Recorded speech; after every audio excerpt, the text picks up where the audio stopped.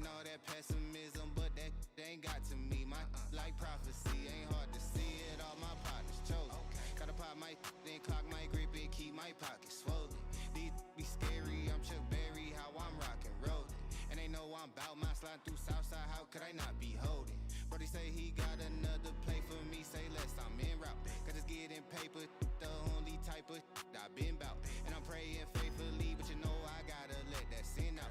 And I gotta be cautious of the message that I'm trying to send out. Energy so positive, I'm positive they can't stop it. Gotta set my stop loss just to make sure that I take profit. Putting pack in the air, put a little bit of lemon all in my green tea. I'm living no limit, they know what it is right when they seen me. You ain't hit my phone up, don't come to my house. Quarter ounce of cookies got me one with my couch. Made my own lane, they can't come for my route. You catch me running up them digits, not running my mouth. And now they see me up doing everything I plan to be. No new nigga around here, this just my family. Tryna spread love, my life ain't about no vanity. Gotta cut ties if it ain't good for my sanity. Ain't gotta speak, they know what's really poppin'. I'm shiny suit man, making them bands, they know I'm Diddy boppin'. Slap 10 on the tank, I had to stop and get them top papers. These gon' see me out and act just like they not haters. I had to get it how I'm living, now I'm living well. Cause if you can't make a decent living, there you living.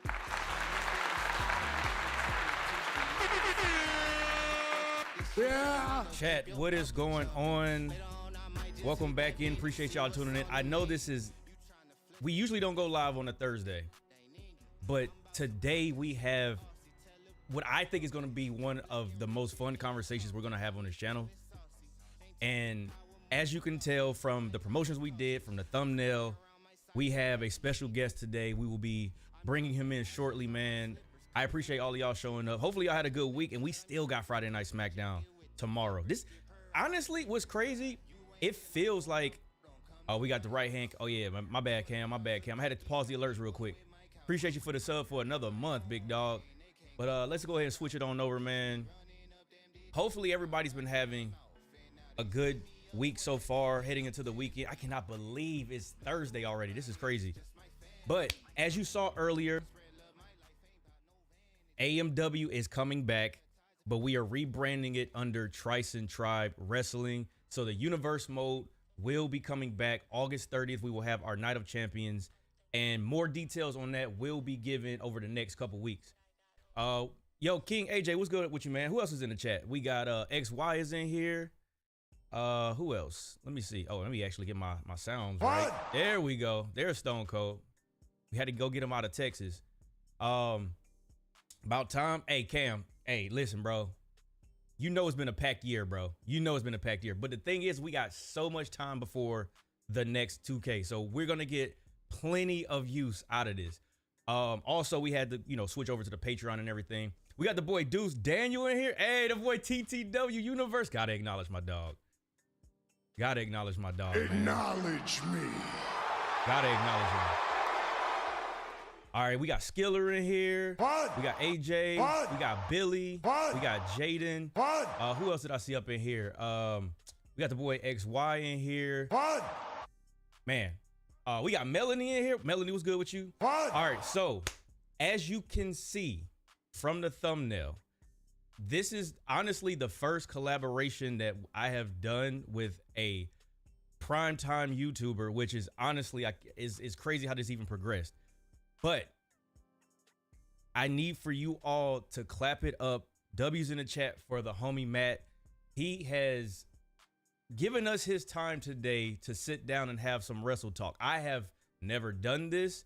Don't know if this may end up being a thing. We're gonna see. But let me go ahead and kill that audio. Let me get some. Let me go ahead and bring Matt in, man. Let's go ahead and get him in. Bring this over. Let's go ahead and wait a second. Let me do it the right way. There we go. And here we are. Everybody say what's up. Welcome him in, man. Hi. Welcome in, bro. Welcome in. This is oh, G Lee, what's going on with you, fam? So yeah, we got some people. Everybody say what's up to Matt, man. This is honestly like one of the coolest things I've done on this channel, and we get to just geek out about wrestling. Yes, we do. We get to geek out. One of the best, look at him, see, a symbol for a symbol. One of the best analyzers of today's shows, the state of WWE. We're gonna get into all of that. As you can see, what the title of this live stream is John Cena's heel turn, which is one of the things I want to touch on the most. But before we get there, man, Matt, how you doing, bro? How you feeling? I'm good. Doing good? I'm very excited. I'm glad we could do this. Yeah, it's been a while. We were talking before. I was like, I don't even know how we came across each other's paths. I just know I came across your live streams. I think first is probably how it went. Okay. And then I just would peekaboo in there for a bit or watch like the replays and the clips. And then also just my Instagram feed, because there's some wrestling content on there, and you started showing up, and I was like, he pops everywhere. He's colorful. I like all of this, and I just liked all the clips and everything. So yeah, that's how my journey began for you in my life, in my world. So yeah, I'm very excited to do this with you. Honestly, I don't get out much outside of here, so being able to talk to other humans, it's fantastic. Right. I'm excited we get to go through a little bit of wrestling stuff, because there's a lot on your list, there's stuff on my list, and we'll just see how it all goes. Right. We'll probably take some stuff from the community too. But like, to give you some backstory on like when I came across you, which was, I have to admit, when I first came across you, it was from 2K content.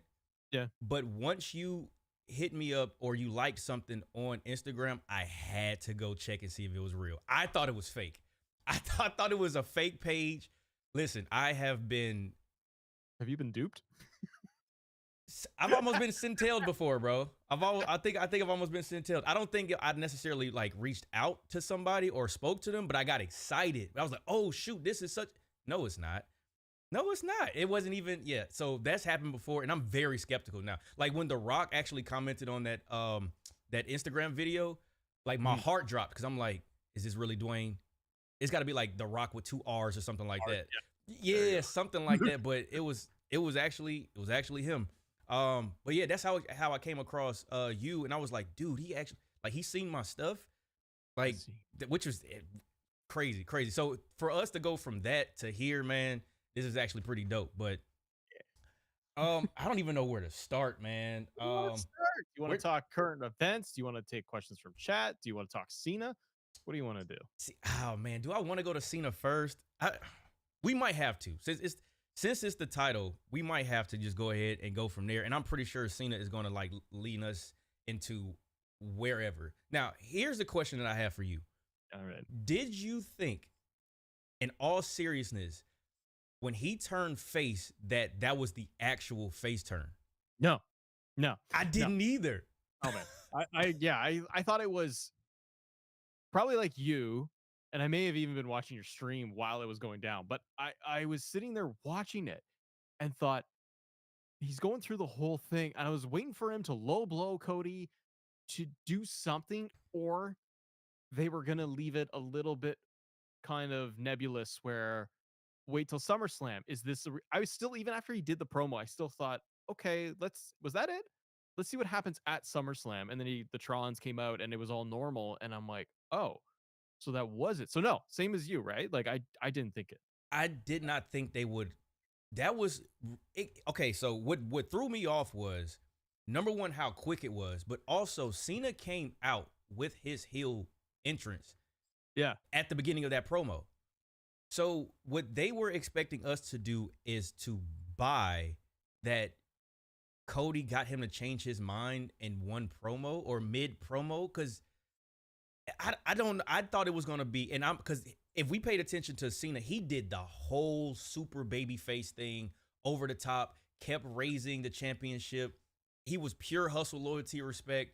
And then once he went up the ramp, he came back, did it again. I'm like, oh, he's being too on the nose.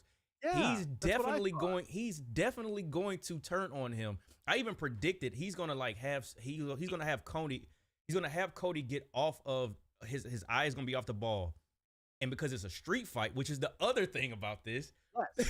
Thank you. It was a street fight, and I thought that was gonna end up being where there's literally no rules. And in the back of my mind, I'm like, okay, I'm not going to say it publicly, but this could be a way to get Rock involved if they wanted it. Yep. And he was going to dog walk Cody Rhodes, and he was going to continue this heel run because he was pretty much, it was going to be a gotcha moment for everybody. But wouldn't that make sense too, Mike? Of like, for Cena's character, for what we'd seen since the heel turn, it is a gotcha. It's right. to bring Cody in to feel comfortable that, oh, it worked. For Cody's perspective, it's, oh, it totally worked. Now he's good Cena again. Even do the entrance, the Trons, everything. And then the match begins and let him just go crazy. And Cody, in that respect, Cody would have flinched, which was Cody's whole thing. I'm not going to flinch this time. So it's that false sense of security. That would have, to me, that's a brilliant story. But no, it was just, I'm done. Cody was right. He put me through a table. I don't agree with what I've done. Right. The Rock, it doesn't matter, nothing. And then I'm out. It's fine. You're like, what the hell happened? I think that if they did that, I believe that could have made up for WrestleMania. I think that could have made up for WrestleMania because everybody was missing Rock at WrestleMania because they thought he was going to show up. They were mad at Travis. Even if we didn't have Travis, because there was a crazy bar where he was like, the only platinum rapper to come to whoop your ass is me. That was a good bar. That was a good bar. But if they would have had that, because I think that they could have bookended the whole thing. We got The Rock. He came back. He inserted himself into the story. We still got heel Cena. I think too, and maybe this is a segue to another conversation, but everything surrounding Brock Lesnar, I think they could use some good press for him. I think babyface Brock versus heel Cena could have worked. That's true, because you also get the big pop anyways when Brock comes out. Right.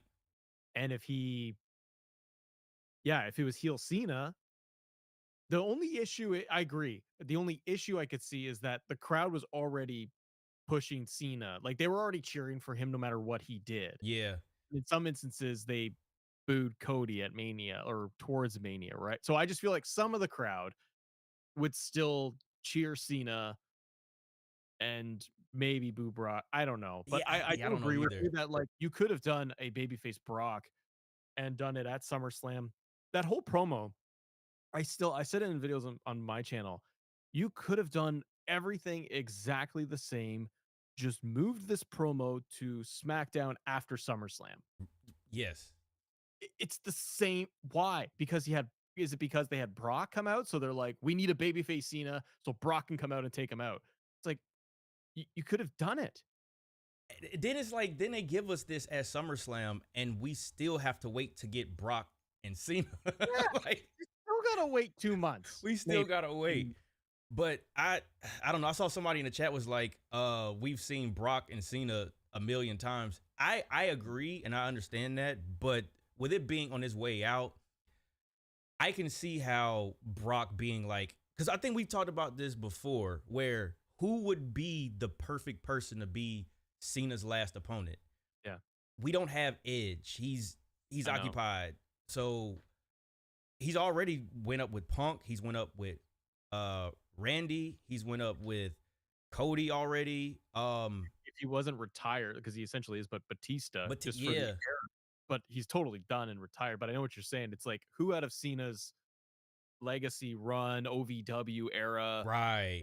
It's like Batista and Brock and Edge are those guys that are kind of left from that whole bucket. That's it.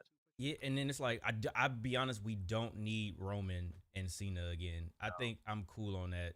They're both baby faces now. So, and Roman can't stop getting his shoes taken from him. No, it's ridiculous. I gotta see if he loses another pair. I absolutely love it. I really do. The funniest thing though, Matt, I don't know how much of a sneakerhead you are, but it's almost if Roman knows, because the pairs of shoes that I'm not a sneakerhead, so are they like kind of low end? Like, they're not. Yes. Good. Okay. Yeah. See, you pick up quick. You pick up quick. They're not like Travis Scott's. They're not any off-white Jordan 1s. They're no retros. Like, he had Jordan 1 mids and some, I want to say, Spizikes. So if it had been like a high value shoe, like a Travis Scott Jordan 1, those shoes are like still worth over $1,000 today. Like, if it was one of those, I'm wondering if they're going to either hold that off for a big payout, maybe at a pay-per-view. Well, no, because he would be wearing his wrestling boots. So I don't know, but Roman is like, yeah, you're not getting my good stuff. dude, you're talking about it like it's gonna be the new title. The new Roman Reigns belt is going to be his shoes, and he's gonna wear some $1,000 Jordans Yeah. that are gonna go crazy, and that's what's gonna be on the line. Hey, listen, put him up there like Dominic Mysterio. Just put him up there. Hang them high. Hang him high. Both shoes and yeah. throw up a third pair. The Shula Fala, which is crazy. Like, that's so clever, the Shula Fala and the Tribal Thief. That is too clever. But I did want to talk about one more thing with John Cena before we move on. So even though I don't think this was planned, I don't think it was planned for them to do it this way, but John Cena turning heel for a couple months, in my opinion, made him an even bigger babyface than what he already was. Because did you see that kid's face? Like the kid that had on the Cena shirt and the hat, and he was like wiping tears from his eye. Bro, that is peak fandom. Yeah. I don't know. I mean, maybe we get that, but I think it's you don't, what is the saying? You don't realize what you have until it's gone. And I think now people are realizing like, hey, we really want to really support Cena on, because the Cena sucks chance. I don't know if you noticed, I didn't hear any. They're gone. Yeah. They're gone. I think they're done. I think you're totally right. They got, maybe they also just hit the wall with it. They could see, you saw it, like every week Cena's out there, the crowd is cheering him. And he changed his character, right? Like we look at Mania, the post-Mania stuff where he's you people and I'm taking this title. It was all super evil. And then he got to Randy, and then he had like a silly promo with him. And then he got to Punk, and there was a pipe bomb, but it's all kind of goofy Cena. There's still a goofy Cena in there, right? Like it's all a little campy because that's just John. And then the crowd's eating it all up. They're just enjoying because they're entertained. So then you're like, all right, just flip them back. Like we've got 5 months left or whatever is left. Like let's just run with babyface Cena. But I think you're right. I think he comes at the end of it all. People will question the heel turn and how good it was or whatever. But I think he walks out of the ring the final time and everyone's just like, yeah man, you're next level now. Like you are now way up there with the big statue and everything. And he got that never seen 17. That's one of the coldest. Oh, that's such a hard tagline. Yeah, man. That's such a dope tagline. But yeah, what you got something on your list, man? I had. Oh my god. Uh-oh. Here we go. I think one of the first things, I'll pull it up here. I know I said a couple of things to you. Man, you've been talking to me a lot today. I've been talking to you a lot today. Oh yeah, man. We've been yapping. That's one thing I will do. People gonna be crying at Cena's last appearance. Fam, like that is going to be probably one of the, I think I've said this before, that might be one of the most watched. I don't know how the metrics are gonna be, but I think that might be one of the most watched matches or segments or however when it's his last match, because I don't think he's coming back. I don't think this is gonna be I'm gonna do one more match. I think this is it. I'll see you in Saudi kind of thing. No, I think this is it.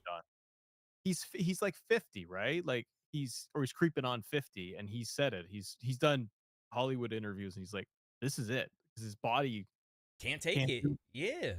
And he's had the matches that I'm like the SummerSlam match I thought was excellent. It was so good. And and I think also maybe there's the chip on their shoulder of like, Mania sucked. Mania was kind of whatever. Let's give him everything. You could see it in the ring. If you rewatch the beginning, Cody and Cena are talking, right? In the ring. And they mouth to each other. Like Cena was like, let's do this. Let's run Ready? it. Yeah. Off they went, and it was 30 minutes straight. And I'm like, Cena's carrying him through the crowd and like up to the stage. And then like going through like the Cody spot. I'm not gonna lie. I was like, this is the turn. That evil face he made with the lights was shooting up when he was coming from up the dash up through the Cody Vader. Oh man. I was like, oh, this is it. This is the turn. And then nope. But I was like, you know what? After it was all said and done, I looked back and I was like, well, you know what? Maybe this was for the best, because look at the reaction they're getting.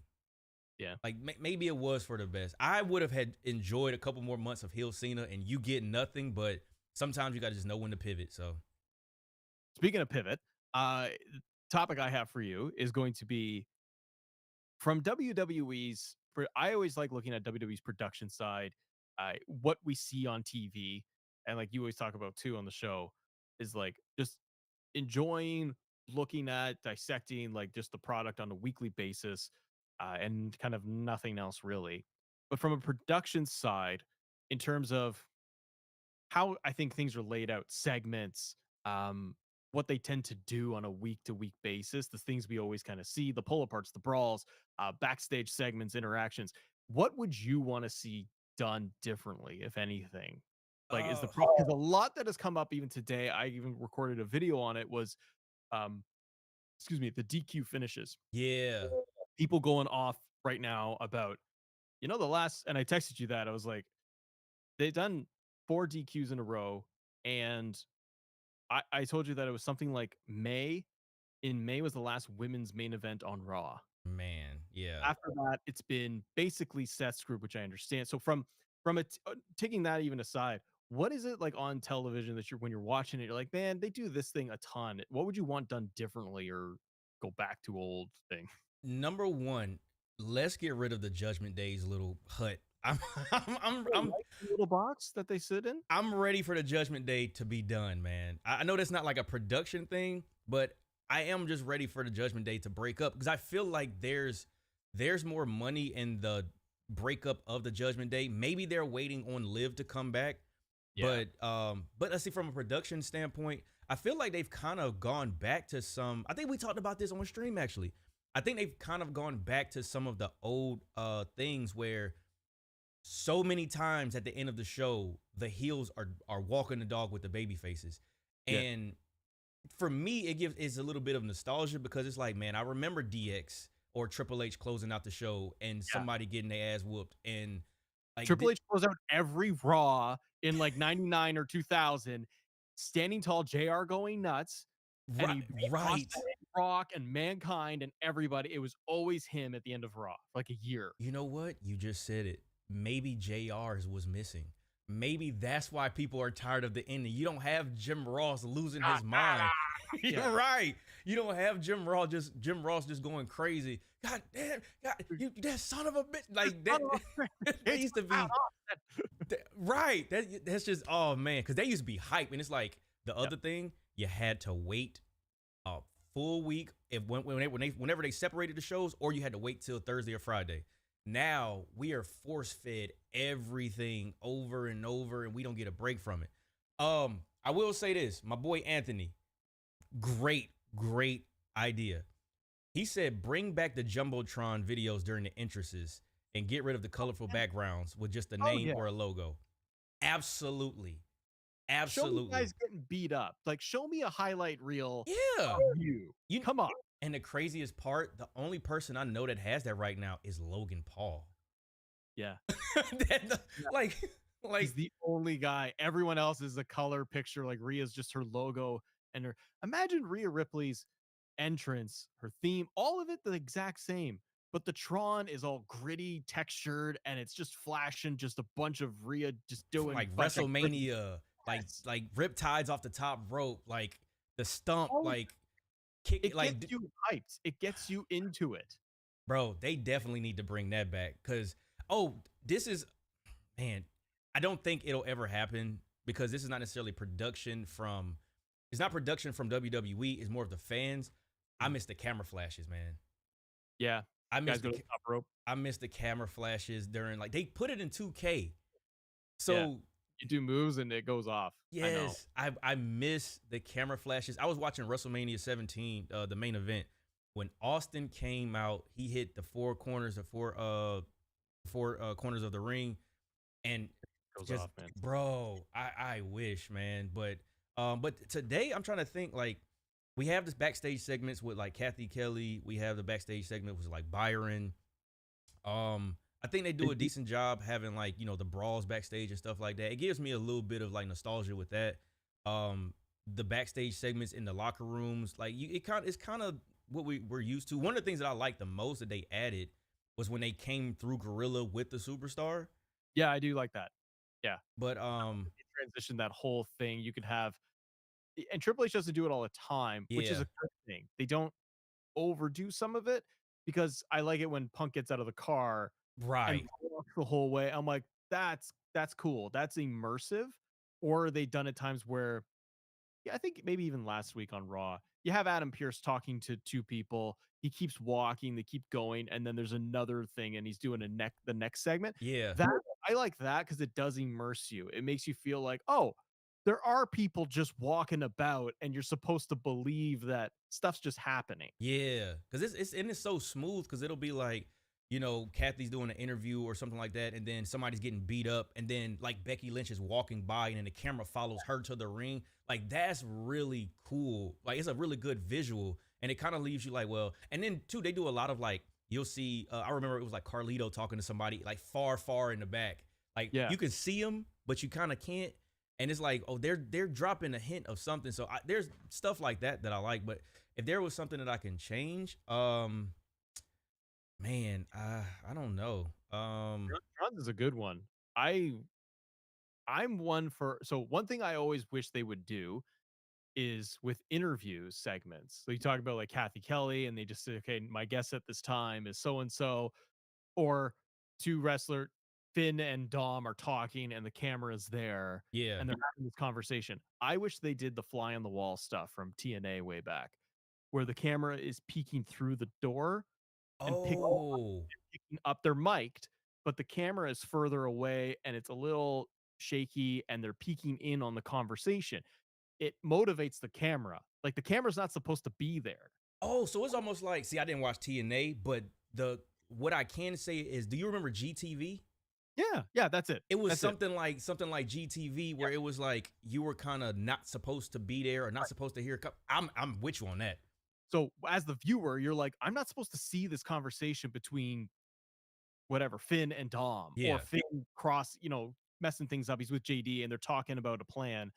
Instead of it being the camera's right in front of them and they are just talking, it's like, well, dude, there's a cameraman at your feet. Like people know what's going on. Yeah. It changed it where it was the camera peeking through the doorway See, that's tight. and Yeah. they're mic'd up as normal and they're talking. You feel as you're watching, you're like, wait, what's going on? Like What I'm are not they supposed to doing? be here. Yeah, that's And then that yeah. leads into the next thing, or Becky trying to scheme on stuff. Like that's the stuff I wish they would do, because then it motivates the camera instead of just enter frame.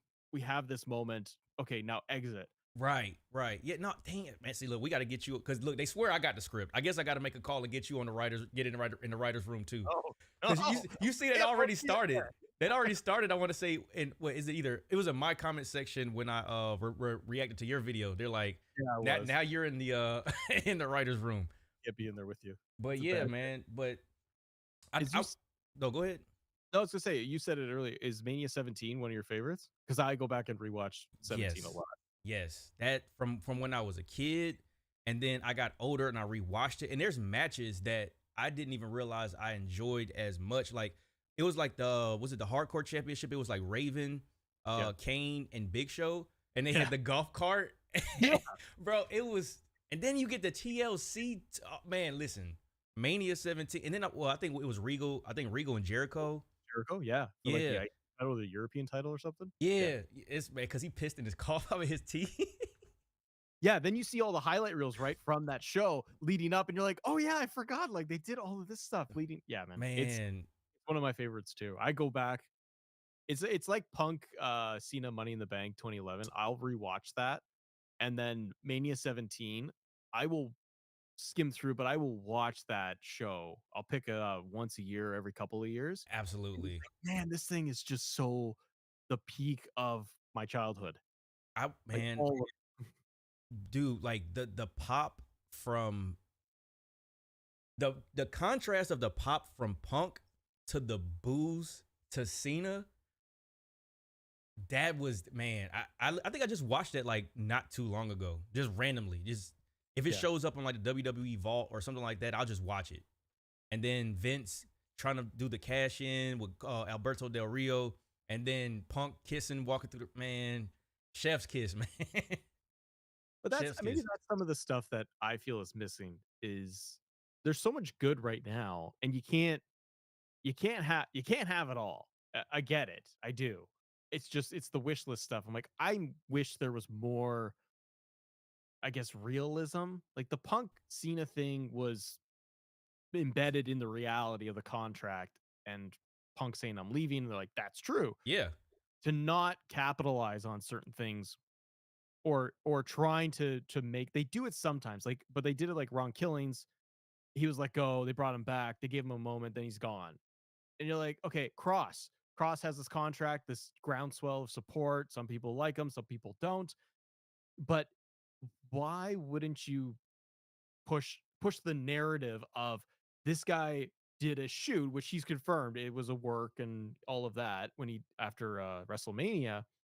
But why wouldn't you roll with that? If Punk did that and it was all in story, Yeah. it would be the hottest thing ever because you'd be like, he did another pipe bomb. And we got the Cena pipe bomb, but you knew that was more just, okay, this is just in the fun of the storyline. But you know what I mean? I miss the real when they have the chance to combine a little realism or these two people really don't like each other. Like we got Tiffany and Charlotte. Oh my God. Missed opportunity of the biggest. I'm sorry. That triggered me. That is one of the biggest missed opportunities. And I want to cut you off too much, but absolutely. Oh. Absolutely.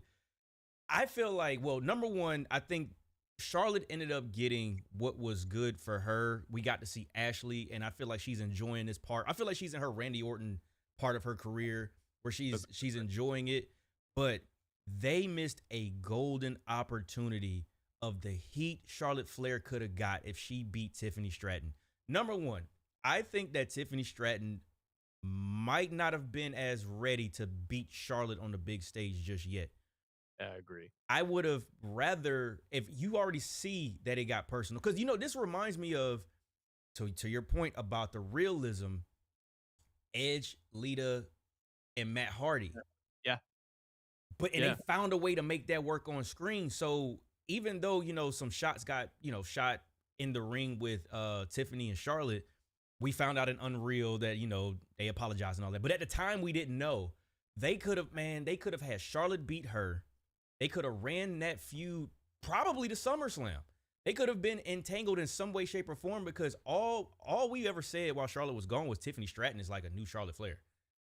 It's true. And I know that they know that, but it was like a one and done. And I was like, man, y'all left money on the table. I think that I'm right there with you. It's like, why are you not? You're like, okay, this wasn't planned. Then all the online is just, it wasn't supposed to happen. Like, that's what people love. So why wouldn't you lean into it? And you're like, okay, we know people like that. Can we now make that a story? They, like we see on Unreal, they apologize. It's like, well, then the next week, go start writing it and going, okay, you two are cool now. You leveled it out. Now we're going to use this. Yes. And then you hype, because that feud was so flat going into Mania after that. Like the promo, before the promo, it was flat because Charlotte came back, won the Rumble. It was too obvious. She's the only one that gets pyro at a Rumble. Yeah. It was like, and then she just won. Everyone goes, okay, fine. And you didn't know if well, we figured in the promo she was getting positioned as a heel, which I think was the mistake. And now I think they're correcting course. Yeah. Because they started her, she did those vignettes leading to the return, and it was on a boat and a yacht, and she's like, I'm money. It's like, no, you had to redo the Triple H thing. Right. When he came back from his quad injury. Absolutely. Do the same thing. Bro.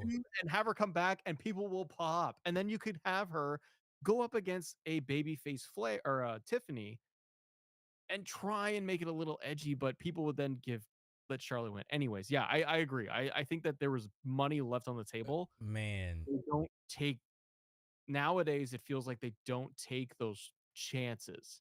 They're not that they're very safe. I think they do play with some of it, but yeah, you do in different ways. Like Seth's leg injury, they're playing with kayfabe there with people, which is great.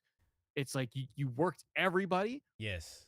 And everyone, including me, were like, is it real? Is it fake? Well, if it's a real injury, here's what happens. What happens to Money in the Bank? It's like, that's the point. That's the fun.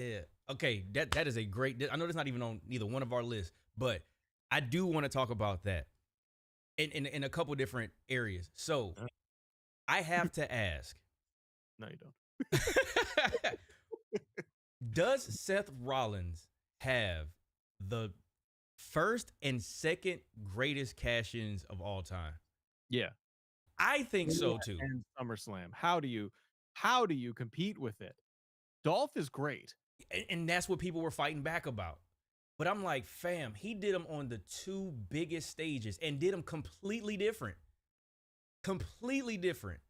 Yeah, that is a very good point. He didn't just do them identical, but yeah, and Dolph is, I think, great because I think people really love the Dolph one because of what it kind of meant at the time. At the time, Dolph was, to a degree, the Daniel Bryan before Bryan. Yeah, yeah. You get what I mean? No, they're not the same, blah, blah, blah. I just mean the popularity, the support that Dolph would get was we want this guy. Yeah, the organic kind of, Yeah. yeah. We love him. He's great in the ring. We love his matches. And it kept escalating. And then he got Money in the Bank, and everyone's like, they're going to do it. They're going to listen. And then you get Raw after Mania, which at the top back then, those crowds were insane. Those were the ones, man. So it's that swell, I think, of like, this is a great moment. But Seth doing it twice at both for like the big titles, like, yeah, in big stories. And in the top 2, because I'm pretty sure we all say the way that it works is WrestleMania, SummerSlam, the Royal Rumble, the Survivor Series. That is the order. Yep. He did it in the top 2, and he played me. Listen, I know some people say they saw it coming. I'm not here to act like I saw it. I thought Seth was done because he has a history of injuries. Every time I'm scarred by Seth Rollins now because if somebody does the sunset flip, Yeah, I automatically think their knee is gone. they're done. I know. And so when he did that, and I'm like, usually the worst ones are the ones where you kind of like you tweak something, but it didn't look like you tweaked anything. And I was like, oh, he might be fried. And then they got him up and he did the finish, and then they got out real quick. Then they showed like I saw people were posting on Instagram, like Seth cursing, being helped away from the ring. And he got to give the man a slammy for that because he played the hell out of me. Yeah. I thought he was legitimately injured. And then when he came out and at SummerSlam, I was like, oh, it's just a reminder. It's just a reminder. Yeah. Then that fool stopped. Oh my God. That was the crushes. Yeah, man. Bro. It's amazing. Like, I think it's going to be one of those things when Seth finally retires or does like a Triple H retire, like where he's around, he does like 1-2 matches a year, he does this Mania, and then he quietly retires. When that eventually comes, I think people will look back and go, that dude did a lot. And Bro. maybe people don't always recognize because he's never been positioned as Rock, as Austin, as Cody, Cena, Roman. He's never been that. He's Bret Hart. He's there. He's constant. He's champion. He's great, but never being Roman. Yeah, where and this poster guy. So I think when we look back, we'll look at those cash-ins, and you're like, he faked the whole injury for and 3 weeks. Yeah. 3 and weeks. and he didn't go quiet, right? He goes on podcasts, he talks about it. He just kept going with it. So I wonder if that's where WWE is finding a new way, and I wonder if it'll ever backfire, but a new way to keep intrigue with fans. We're going to get storylines, regular stories on TV, but when they're like, we need people to start talking. We want to get people really guessing. And is this real or is it fake? And I think they're starting to figure that out right now for the modern fans of, dude, everything's filmed and reacted to instantaneously, like they did with Kevin Owens, Cody, the bus beatdown. Let's let fans capture that. They said that in Unreal, right? Yeah. They're like, we're just gonna let the fans. They'll do it. They were worried at first, like, oh, is anyone gonna see it? And they're like, yeah, they're gonna grab it, and it's gonna be viral in a second.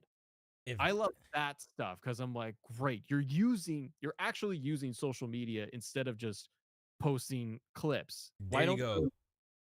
I think one thing that bugs me is, maybe not bugs me, it kind of like baffles me, is that they have every wrestler has this massive social media presence, but they don't feud on social media. Yeah, they don't use it. They're just like, they act off character, which is fine, but like, why wouldn't Becky and Bailey or Becky and Lyra continue their stuff online every day, chirping each other, show like brawls that they're in that are like shot on an iPhone? Yeah. So it looks real. I mean, they do it in 2K. Yes. They do it in the game. I've seen it. I've seen it a couple times, but it's like I've seen it in the NXT. I think I've seen it in NXT where they'll use like more so Twitter than anything. They're buddies on Instagram, but on Twitter they might use it for here and there. But I absolutely agree. I think they need to straight up lie to us. I'm just gonna put it out there. Lie to me. Lie to me. Same way that Seth Rollins lied to everybody, bro. Like now, like I said before, don't lie about these ticket prices. But yeah. Dude, I went on, I'm not joking. I went on for ticket prices. I went on it was not even Ticketmaster. It's where WWE does all these packages for all their event packages. And I looked at Survivor Series, and then they just posted Crown Jewel. I think Crown Jewel, you can look it up too, but like Crown Jewel, I think they had a ticket meet and greet package thing. It was $7,000. Yeah, you get to meet Rhea at a buffet. I better meet Hunter. I better meet Dwayne, not Rock. I need to meet Dwayne. Get a producer note on the screen. You get a credit. I need to meet Nick Khan. I need to be Lee Fitting. Like we need 7,000. I don't know if you've ever seen. It was a post somebody made, and I'm not here to spark anybody in the chat. I'm not here to spark any type of tribalism. Y'all know we rock with both brands, but it must be said. This guy posted. He posted his WrestleMania tickets for night 1 and night 2, said it was $1,600. One was kind of lower bowl, and then the next night was a little bit higher up. That was it. He went to All In Texas, which was an amazing pay-per-view. Yep. He went to All In Texas, got a chair, some free swag, a meet and greet, a voucher for drinks, a voucher for food. He got a special entrance where he didn't have to walk in with other people. Wow. He got it was like a luchador mask. Like it was like, and then his tickets where he was like on the floor a couple rows from the ring.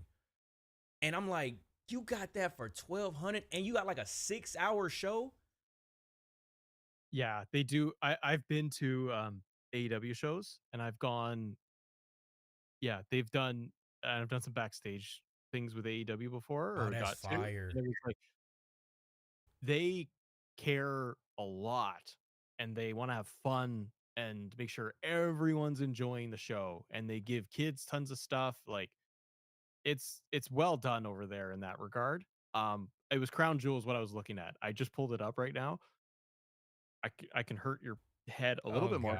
So the champion, I reviewed this for SummerSlam before in the video. I lost my mind. I was having so much fun because it was so ridiculous. So the champion package, you get a ticket and a priority pass. You're going to get ringside seating, photo opportunity, hospitality with Grayson Waller, and superstar appearances. Don't know what. You get on-stage appearance by a superstar, Rhea Ripley. So you get to go on the stage with Rhea Ripley. That's cool. You meet Mommy. You get a dedicated priority pass entrance, secondary door. Like, you get to go to the side door. I get to go to the side door. See? And all of that in US dollars, that is $7,000 per person. Per person? Then they have, I won't say any more other than this one. Because they had the big mega Crown Jewel championship on it. It's the Elite package. Oh, yeah. Elite. Yeah. So you get everything I said. The difference is they add a meet and greet with a winner. A winner. They can't even tell you who because they don't know. So it's not like, oh, is it going to be Cody? It's some Ivy Nile. And then you can get a backstage experience with it too. They don't tell you what the experience is going to be. All of that plus the other stuff in the champion pack, but all the same stuff. Premium front row seating, green shirt guy level. Oh, got you. You're at $14,950. $15,000 to be ringside. See Mommy for a minute. Go backstage area. There's a meet and greet with some winner, and that's it. 15 grand, dude. Per person. $15,000. 30 grand for you and somebody next to you. That is $1,000 to watch ringside. And that's the Elite package, right? That's the Elite. Man, the Elite better be there. It better be Nick, Matt, Kenny. The Elite better be there for that, because that's $15,000 per person. Yeah, man. TKO, what are we doing, bro? I gotta make that money back. I What mean, are we doing, man? What are we doing? Matter of fact, another segue. Sure. TKO, man. So let How me did know they if you agree or disagree. First of all, do you feel that there's a shift in fandom? Like, let's say over the past 6 months to the beginning of this year. Okay. Do you feel like there's been a shift in fandom at the arena? I don't know. Maybe it's the way they're shooting it, because that's what we see. We only know what we see. I know what you're trying to say is like, is it a different fan base going? It's an expensive fan base. And see, It's that's it's it. families and individuals with a lot of disposable income to a degree. People will say, "No, man, I can get $150 seats for." I'm like, "Yeah, I know you can. You can get upper bowl, like whatever." Behind the curtain and Yeah, you can get cheap seats. It's fine. Is there a difference in fans? I wonder it too. I mean, WWE would know every metric of who's walking in and the demographics of it, but I think it's still largely it's families, and nowadays it's casual audience. That crowd at the live shows. Sure, there's hardcore, but it's yeah. the casual, it's the families. You bring your kids, and it costs you $500 to $1,000. You go to the wrestling show for 3 hours, and that's the deal. You get a T-shirt, and that's it. What do you think? Do you think it's changed? That it's do you mean more of like it's less of what we grew up with, which was we watch Attitude Era. There's 800 signs in the crowd. You can't see anybody's faces. They're 18-year-old, they're 16 to 19-year-old dudes, like NWO shirts, going crazy. And do you mean it like that? Like it's shifted so much that now it's like it's 10-year-olds or we're just getting old. And I feel like the shift that that I've seen is I feel like they are it's not all like one shift. I feel like on one hand the pricing I think they have brought is opened the door for more casual fans. And what I've noticed is in the middle of a Roman Reigns segment when he was talking to Paul Heyman, this was kind of like a pinpoint that I made. They were doing what chants to Roman Reigns. So what I mean by the shift is like they don't necessarily know when to say certain things because they just want to make noise. And then another thing that happened because I watched the Joe Budden podcast and I think he got invited to go to I think it was Monday Night Raw. I think it was the Raw after SummerSlam. okay. And he doesn't really watch wrestling like that. So he got invited out. Obviously, you know, they were in New York. Or I think they were in New York. They were in Brooklyn. And he's based in New Jersey and in New York.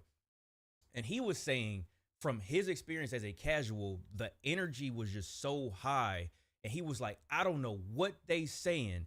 I just want to make noise. So he was like, I don't even know who this is. LA Knight. LA Knight. OTC. And I feel like that's what's happening. And I think it's been a gradual thing where the fandom is different. And I think they are pricing out some people. Because, I mean, they came to my city.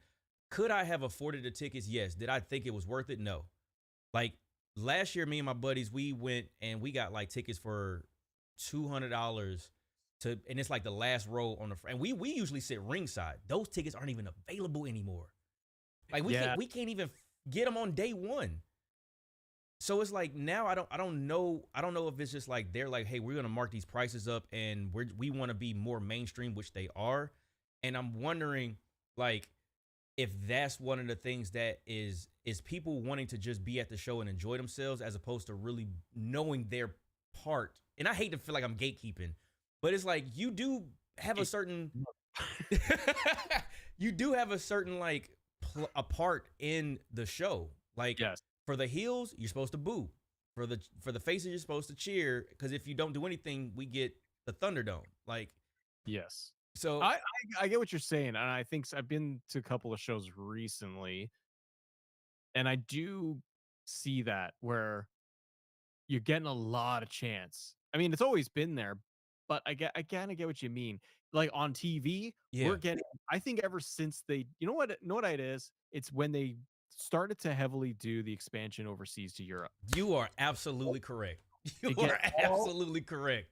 the Paris crowd or whatever it was last year. What was it? It was clashing with Clash and AJ Friends, and Cody. or was it London? I can't remember. The London crowd, I think, with or is it the French? No, it was the French crowd with AJ and Cody, and they went insane for AJ. Yeah, I forget which show that was. That was I can't I remember thought it was either because they went on like a whole like tour. It was like half a month they were over there. so I think that stuff from television translated. My theory is it translated to audiences here. Backlash. Thank you, Yes, King AJ. yes, Backlash. That stuff has translated to the American audience, North American audience, that, oh, I go to the show, it's crazy chant, whoa, everything AJ stuff, yeah. Cody Rhodes.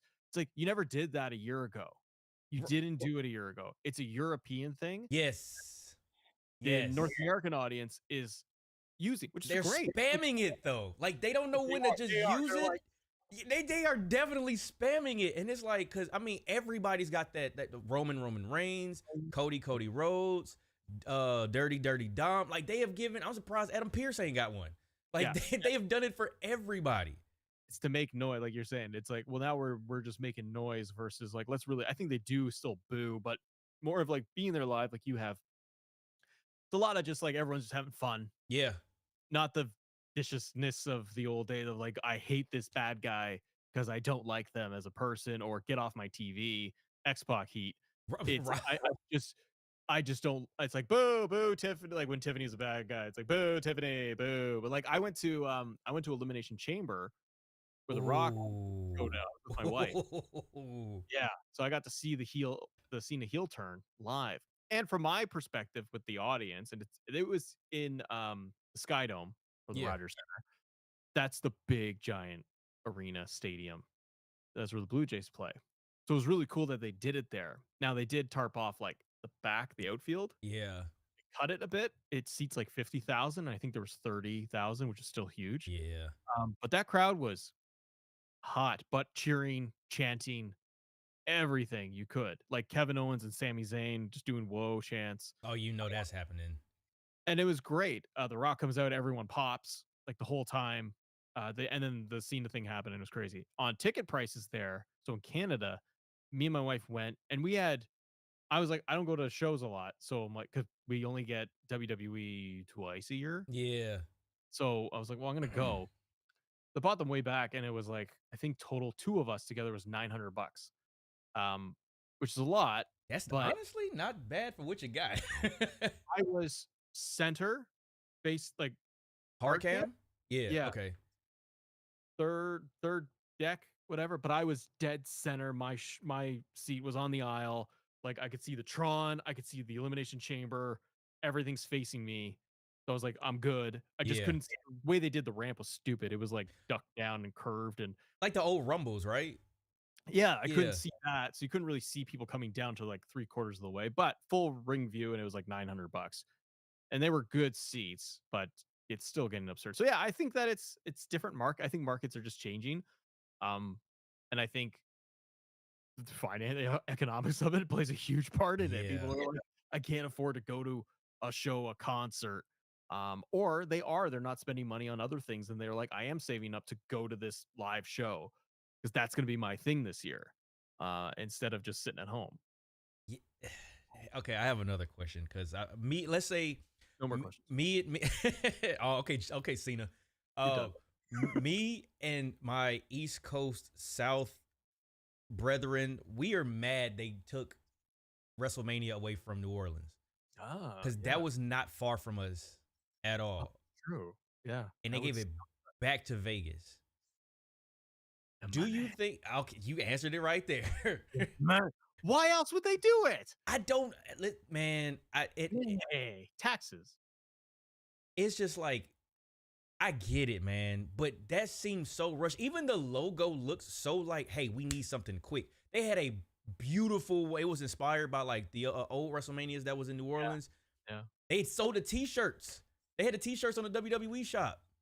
They might still have them shirts up there. Probably they got to get rid of them. And then it's like they just took it away, and I don't know, man. I don't know. Now, do you think with the state of the economy, do you think that they're going to even touch last year, or you think they will exceed what they did, or you think it's going to be kind of even kill? Oh, interesting. Like in terms of the show and like how the show performs, like card to card. Like money wise, Oh, money. yeah, like That's an interesting question because yeah, you built up last year as like we're going to Vegas. yeah.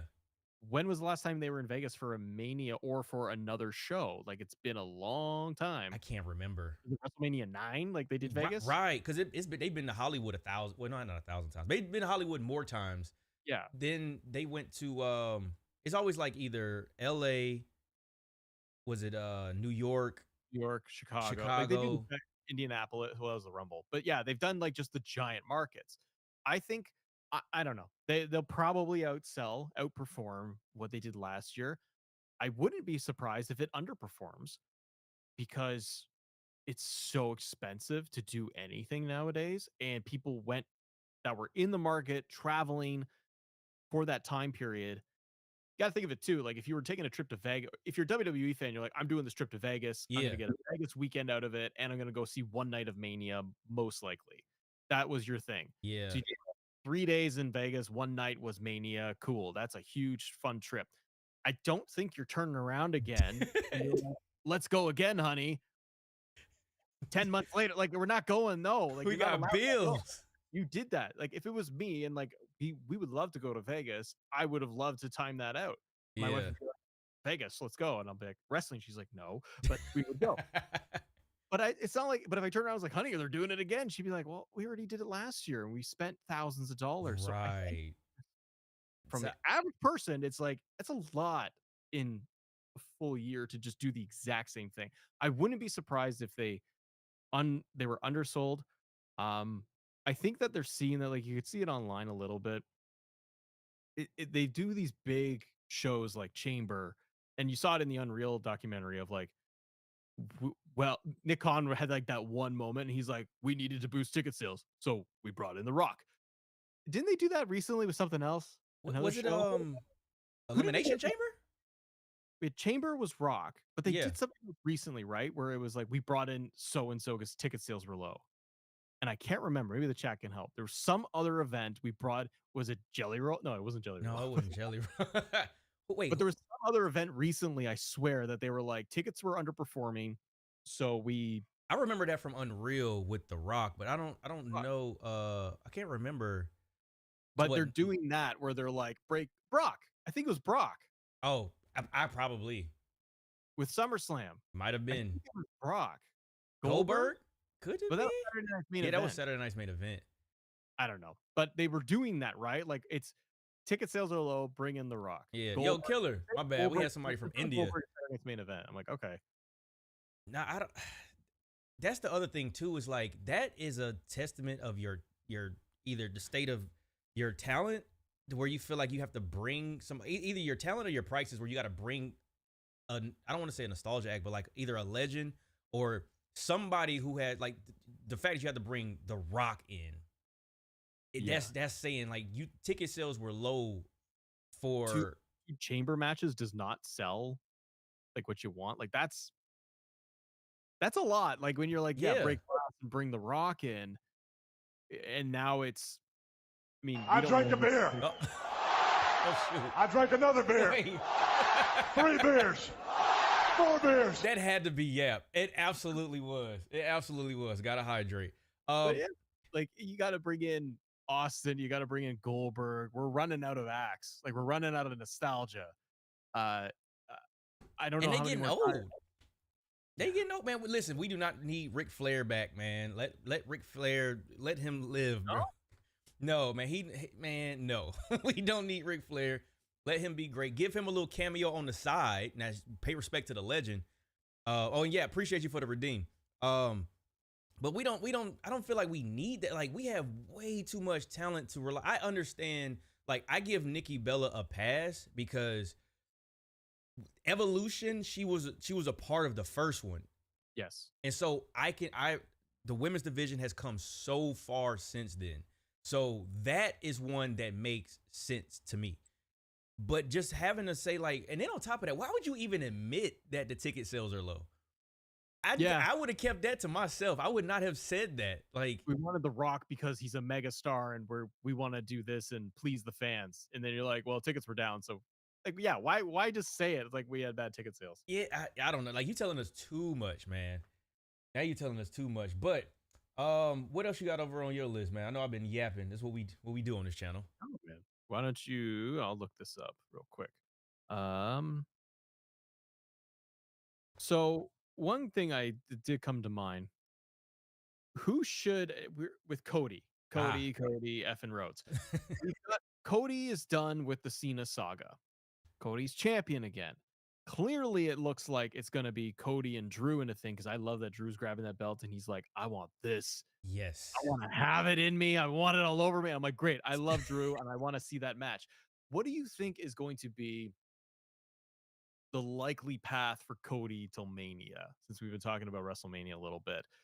I think Drew is on the list, but who else does he go up against? Does he have another giant program like a Cena or a Rock type where it's this big epic Roman type of story?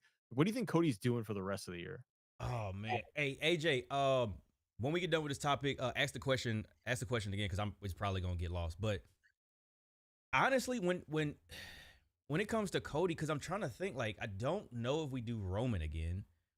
No. The only one that I have really looked forward to is Randy. Like a legitimate feud though, but in a way that one of them would have to turn. I don't know which one, but one of them would have to turn. But besides Drew, besides Randy, we already got Kevin Owens, but he's gone also. We got Roman. Brock, I'm still confused as to why Brock Lesnar was like, when he first turned on Cody after WrestleMania, was that WrestleMania 40? Yeah. To me, that was so odd. And just, I know it was the whole like, oh, are you ready type. That just, there was 39. It was 39. Oh, it was 39. That's right. It was 39. It was after Hollywood. Yes. When they went back to Hollywood. It would have made more sense to me, and I said this back then, if Brock went after Cody because he had the title, but him just going after and picking on Cody Rhodes didn't make any sense. So now they've already had, and I do not want Brock Lesnar back in the title picture. I do not want that. Please don't. Listen, y'all, I don't hate Brock Lesnar, but there's too many other people who should be deserving. I feel like LA Knight should be, well, he's on Raw now. No draft, no nothing. He's just on Raw. He's just on Raw. But it's slim pickings on SmackDown, like in general. Yeah, like, don't load that up. They just feed somebody to Cody. We could bring up Oba. See, I don't want to do that. I don't want to bring up somebody from NXT and just throw them. Like, to me, that throws the power scale off. I don't know. That's at least how I look at it. Like, have Oba come in and like get his footing first, because I know, like, basically the way we look at them stature wise, you know, it could be where, okay, Oba comes in and destroys Cody Rhodes, but then you also have Seth Rollins who beat Brock Lesnar. So, like, yeah, you know, so it's kind of like I would have him, and then on top of that, Cody kicked out of everything from Cena. So right. He kicked out of everything. He's just kicking. Yeah, it doesn't even matter anymore. He just spam finishers, man. He kicked out of everything. Mike is on his Silky Johnson today. I'm not hating, bro. I'm not hating. Somebody said Trick and Oba should have been on the main roster. I actually disagree. I think Trick Williams is where he should be right now. Oh, interesting. Okay. I think he's where he should. Is crowded on the main roster. He's going to end up like Carmelo Hayes. Yeah, he would have been. He's probably thinking. Remember, like, this is like, now we're gonna switch over here. I know, right? I know. But seriously, remember when Melo got drafted? The talk was, okay, Trick and Melo are gonna get drafted up together. Oh, Trick on Raw, Melo on SmackDown will be great, or same brand, they continue their feud. Yeah. And then I remember, like, Trick stayed in NXT because they moved NXT to CW, and you want someone to lead the show. But it was like, in retrospect, I'm like, good for Trick. Right. Stay on NXT because Melo knew nothing. Like, which is unfortunate. Like, and then what he's doing with TNA, like, I think that's good for Trick. Sometimes it's okay to be a big fish in a small pond for right now. For right now, because To your point in the video, like the future of the men's division, like all the top guys, they're there right now. The Punks, the Romans, the Codys, but like 10 years from now, 5 years from now, some of them might not be here. So it's like you can get all of this primetime spotlight right now, or you could be in some storyline with the Miz where you're the little bro.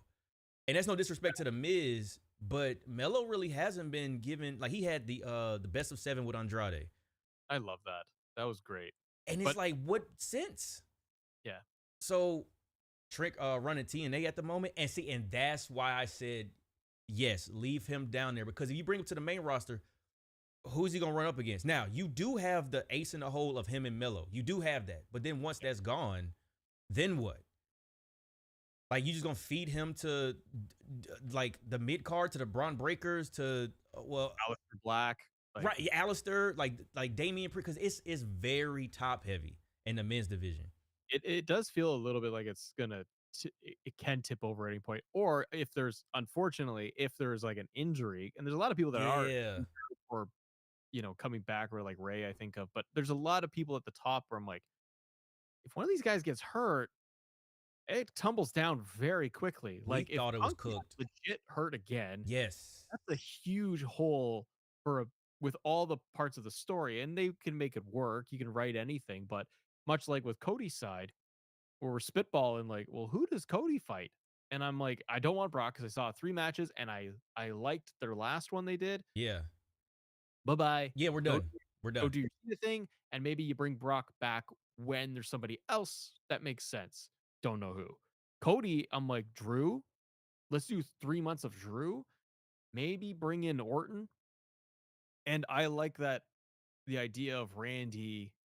See, everyone loves Randy. Randy's in his Undertaker phase where he rolls out, crowd loves him, sings him, hits the big spots. Everyone's good. And that's it. I would love Randy to turn heel. I just don't know if you can.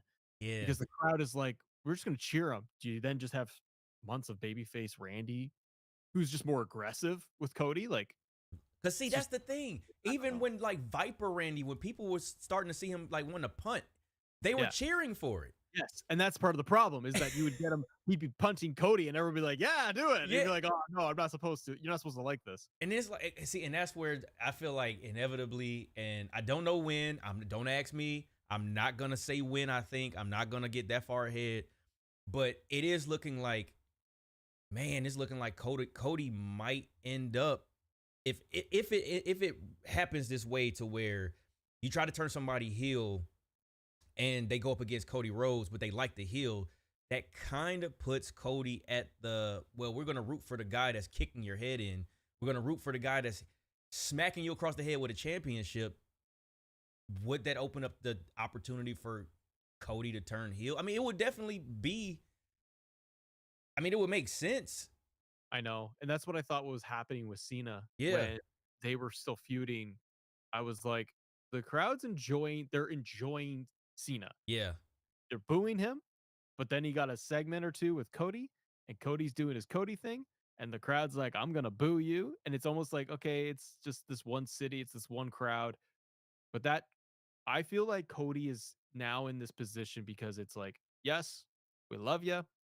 You sell a ton, you're the guy.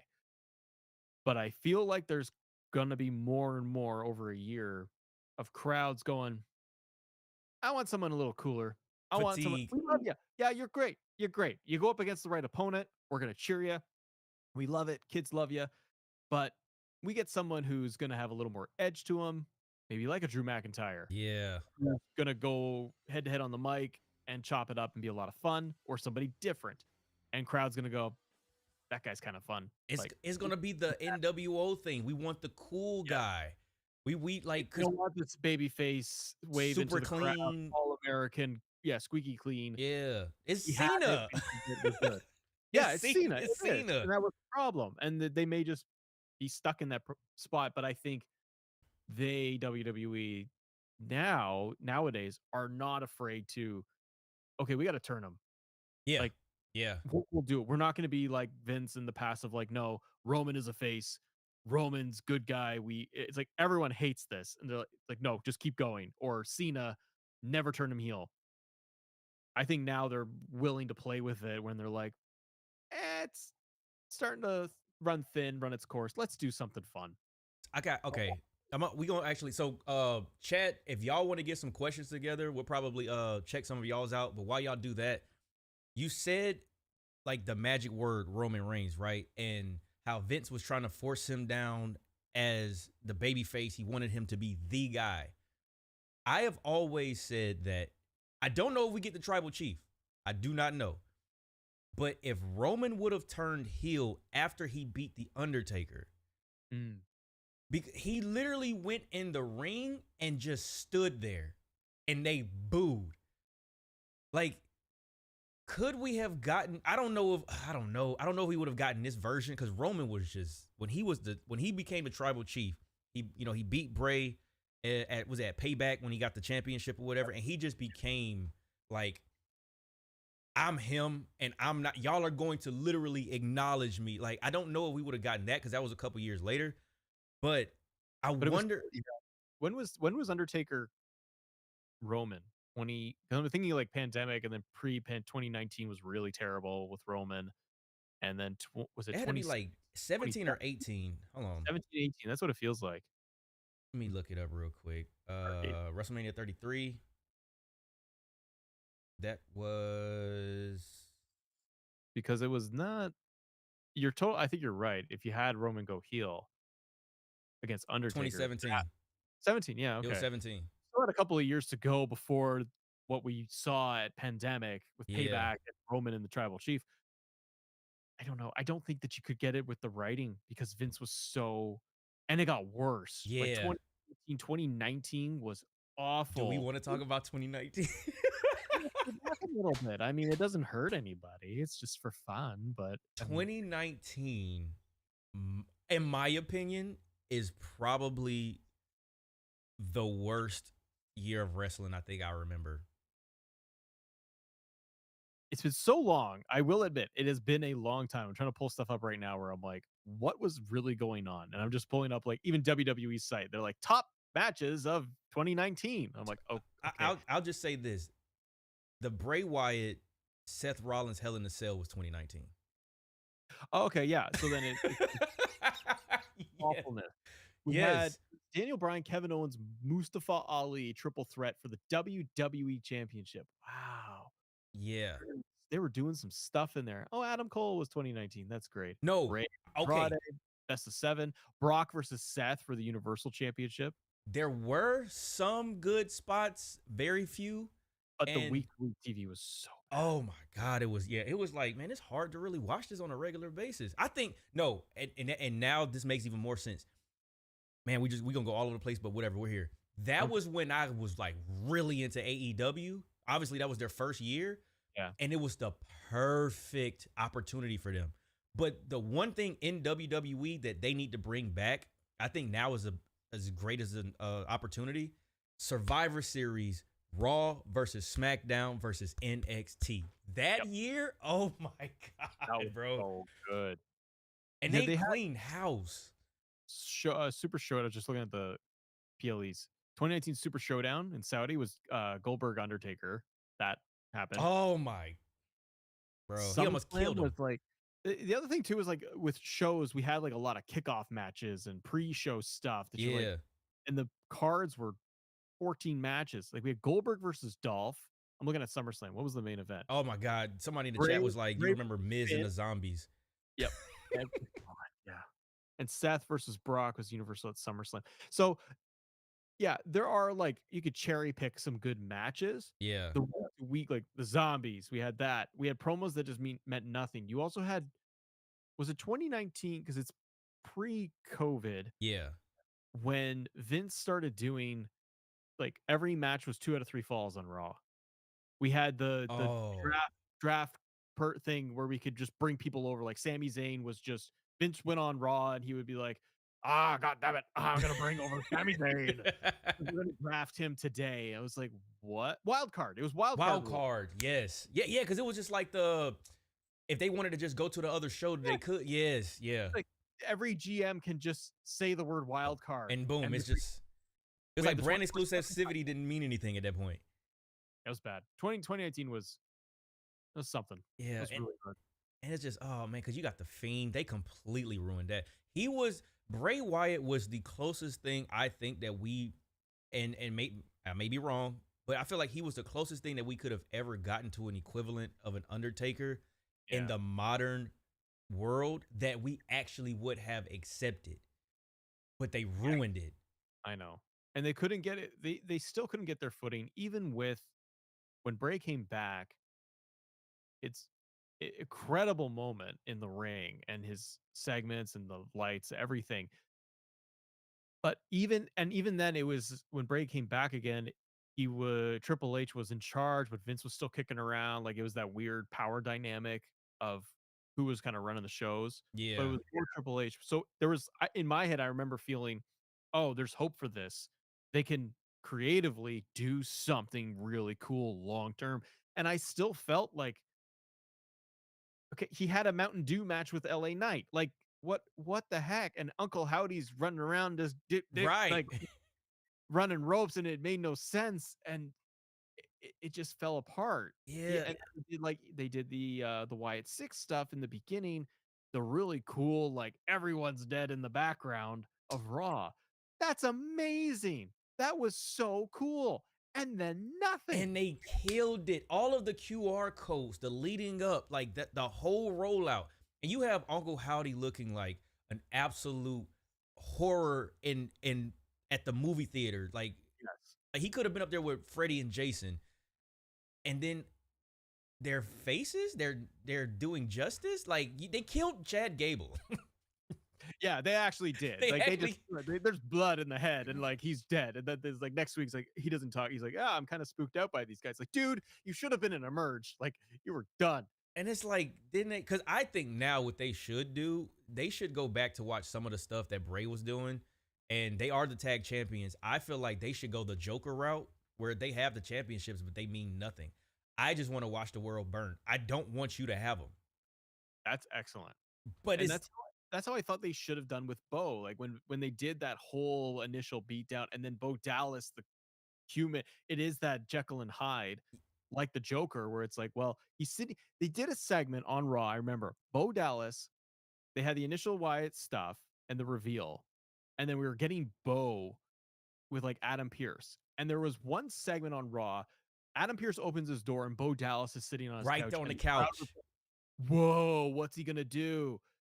Because he was playing both parts. He was himself. He was his name Tyler? Like Yeah. whatever his real name was, it's like, oh, that's him. That's not.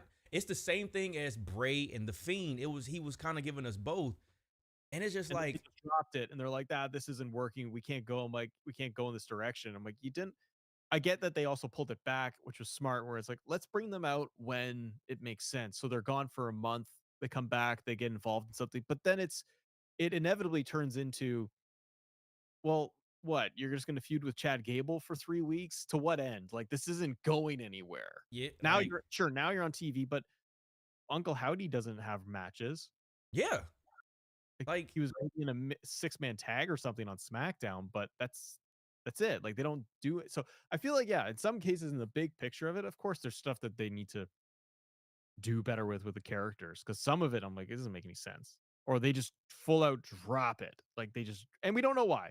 It could be anything. Maybe the people are just not fit for it. Or maybe they're like, yeah, we kind of hit a wall.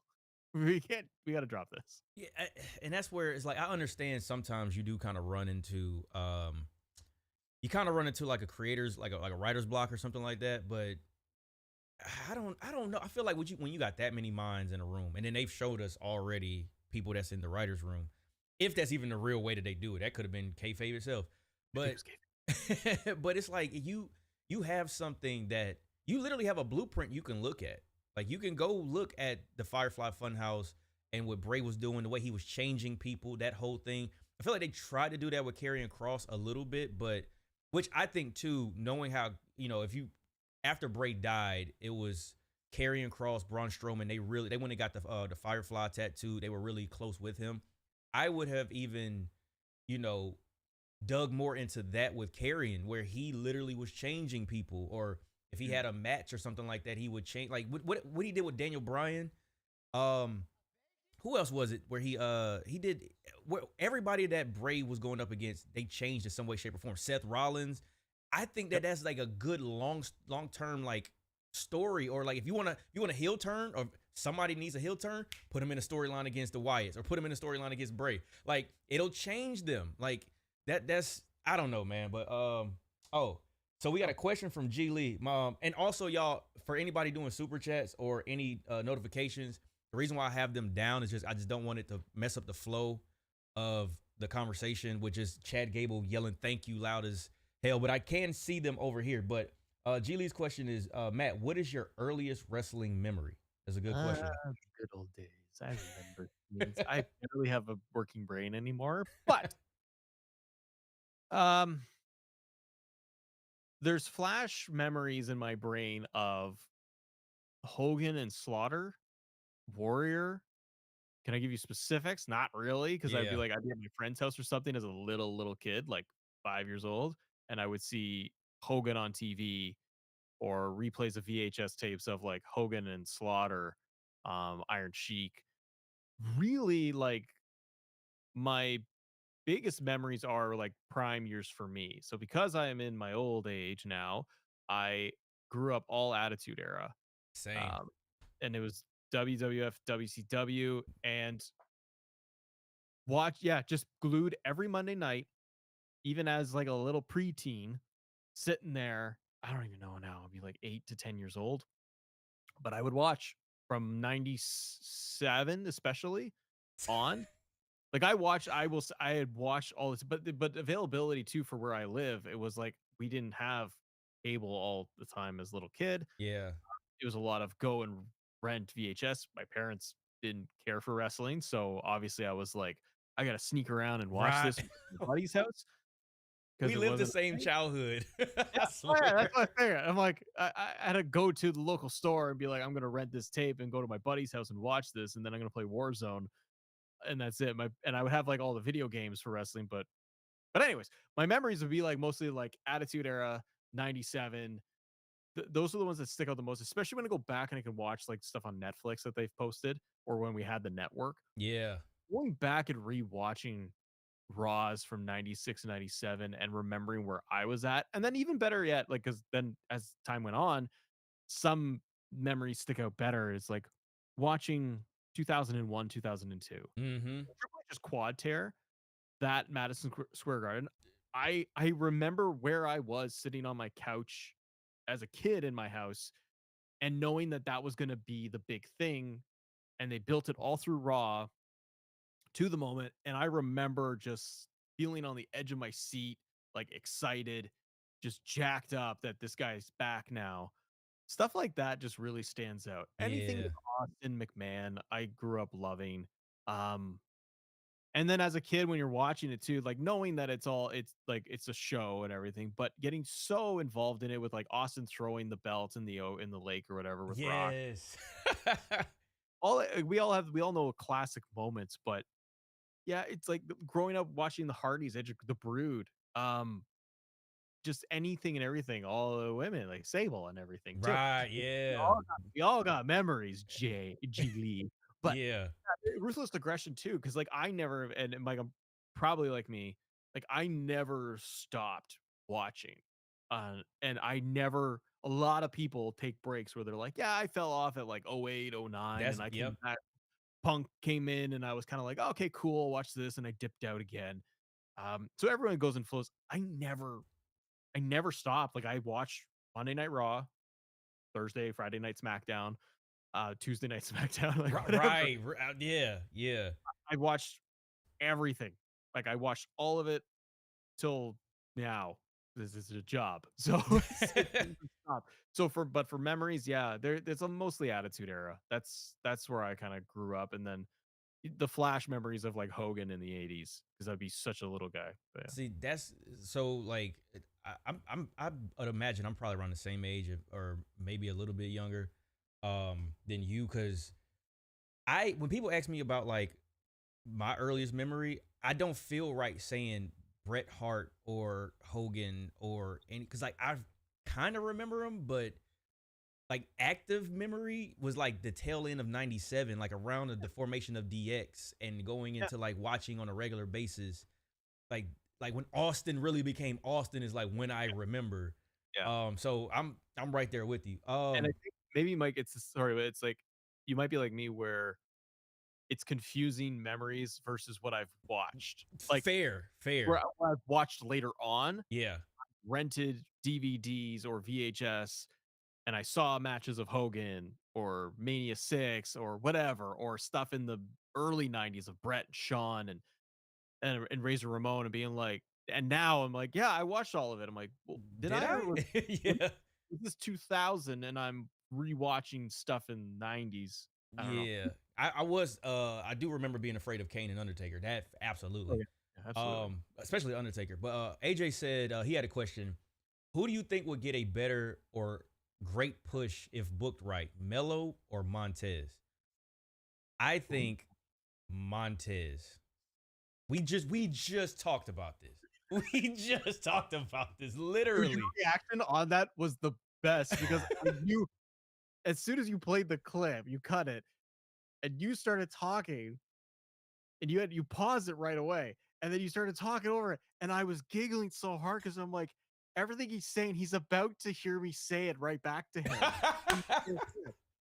Because you were like, dude, I've been telling you, Montez, he's got to go on his own. And it was like verbatim. And you sat there, you're like, see, it's all the same. Yeah, it's hard to say. I think they're both excellent. Man, put them in a tag team. I think Montez. Yeah. I really do. I think Carmelo has it. Yeah. He's got the cool factor. Montez is very entertaining. Like, just he is a character. Yes. When you see clips of him doing certain things, they're both I find Carmelo is much more of the slick. It's not a knock. It's just slick, cool, great athlete. He's an amazing athlete, and he's like Shawn. Yeah, and he's got all that charisma. The way his character is, anyways, is a lot of the arrogance of I'm a good showboater, like I'm talented. That's the character. And I find that can almost lock him in a box where I see Montez and I'm like, dude, you could just riff all day on the microphone. The athleticism is all there. Absolutely. And he can make you laugh or he can give you a mean face. Like I haven't seen Carmelo as a baby face really go other than what was maybe in NXT for a bit. Because he was a heel in NXT mostly, yeah. So I'm like, I haven't seen Melo do something different. Whereas Montez, I'm like, I've seen both sides. I know I could get something goofy and silly and laugh if he's a face. But I think if he's a bad guy, like I thought, even now, I've always been like, man, if you got the three of them and they've done a little bit, but like turn Bianca heel with Street Profits and you let them run. Man, listen. I'm usually against couples doing things unless you're Stephanie and Triple H because they are just a cheat code. I'm usually against that just because, well, one, they tried it with Becky and Seth. That didn't work years ago. I'm usually against that, but I feel like, number one, I don't know where all this Bianca Belair hate and disrespect comes from, why people dislike Bianca. I have a theory, but I don't want to take it there. It's just people exposing themselves that they don't realize what they're saying. But there's been so much of people don't like Bianca because she wins, but she's nowhere near Charlotte. She has not won that much, and it's like they're still penalizing her the same way that they penalize Charlotte Flair. Yeah, you know what? Let them run. Let them run. No, on one hand, you can have Montez. I didn't get the opportunities. You guys treated the tag division like a joke. Like, do a little work shoot in it. Yep. And then you can have Bianca where she can address the, I mean, it's an age-old trope or whatever you want to call it, where the heel is blaming the fans, but it's valid. Yeah. It's so valid because, like, people are mad just Bianca can wrestle circles around a lot of people except for maybe her other NXT alumni, which is Rhea, Io. Like, there's a reason why the triple threat was amazing. It's true. She's very good. It's the reason why they put Jade with her. But it's like she gets so much hate for no reason, in my opinion. And I'm like, you know what? Do what Matt said. He's in the writer room. Turn her. Turner. Turner. I would turn her. I've seen that over the years too, where they're like, "Oh, lol, Bianca wins." I get that, but the hate of like, "Boo, Bianca," I'm like, no, No. it's not necessary. It's just we want to see cooler stuff, maybe other than just her winning matches, and she hasn't. It's one of those things where people are like, maybe there was a pocket of 6 months where she was winning. Yeah. And then people are like, ah, she's always win. Yeah, well, Rhea Ripley was also getting that too, right? She was champion. Rhea's always champion. It's always Rhea. Well, she's kind of back a Down. little bit. Yeah. And Bianca's the same way. Like, I want to see Rhea versus Bianca at Mania. That is the money Oh. match, and I think Bianca getting hurt, I think that derailed it. I think it derailed a lot because I think I've said one of the things that Bianca is missing. Because matter of fact, a couple years ago when Bianca and Rhea, I want to say, I think they were champions around the same time, or no? They were both champions. Yeah, They were SmackDown and Raw champs. right. I think what we had said was Bianca's run was kind of stale and Rhea's was kind of stale because Dom kept getting involved. The reason wasn't because of them. It was the way that they were booked. Yes. There was no storyline. And I feel like that story between Jade, Naomi, and Bianca is some of the best that I've seen on the main roster with Bianca Belair. Now, she couldn't get away from Damage Control for the longest. I'm like, I'm ready to move on to something else. They just kept throwing her with Bayley and Damage Control. And then I think it was too much of, yeah, it was Damage Control that whole time. And you're like, dude, and Bianca was also getting on that pay-per-view run. I remember when she was all in Damage Control. So she'd have a match against Oscar, she'd have a match against EO, and everybody else, and she would just beat them. Like, it wasn't even close. And you're like, well, of course she's gonna win. yeah, It wasn't, so it was just more of the booking. But then you get something like you said, you get Chamber and you get her reactions in the Chamber with Jade and Naomi, and you're like, or the Naomi Jade segment where Naomi is going crazy and broken down.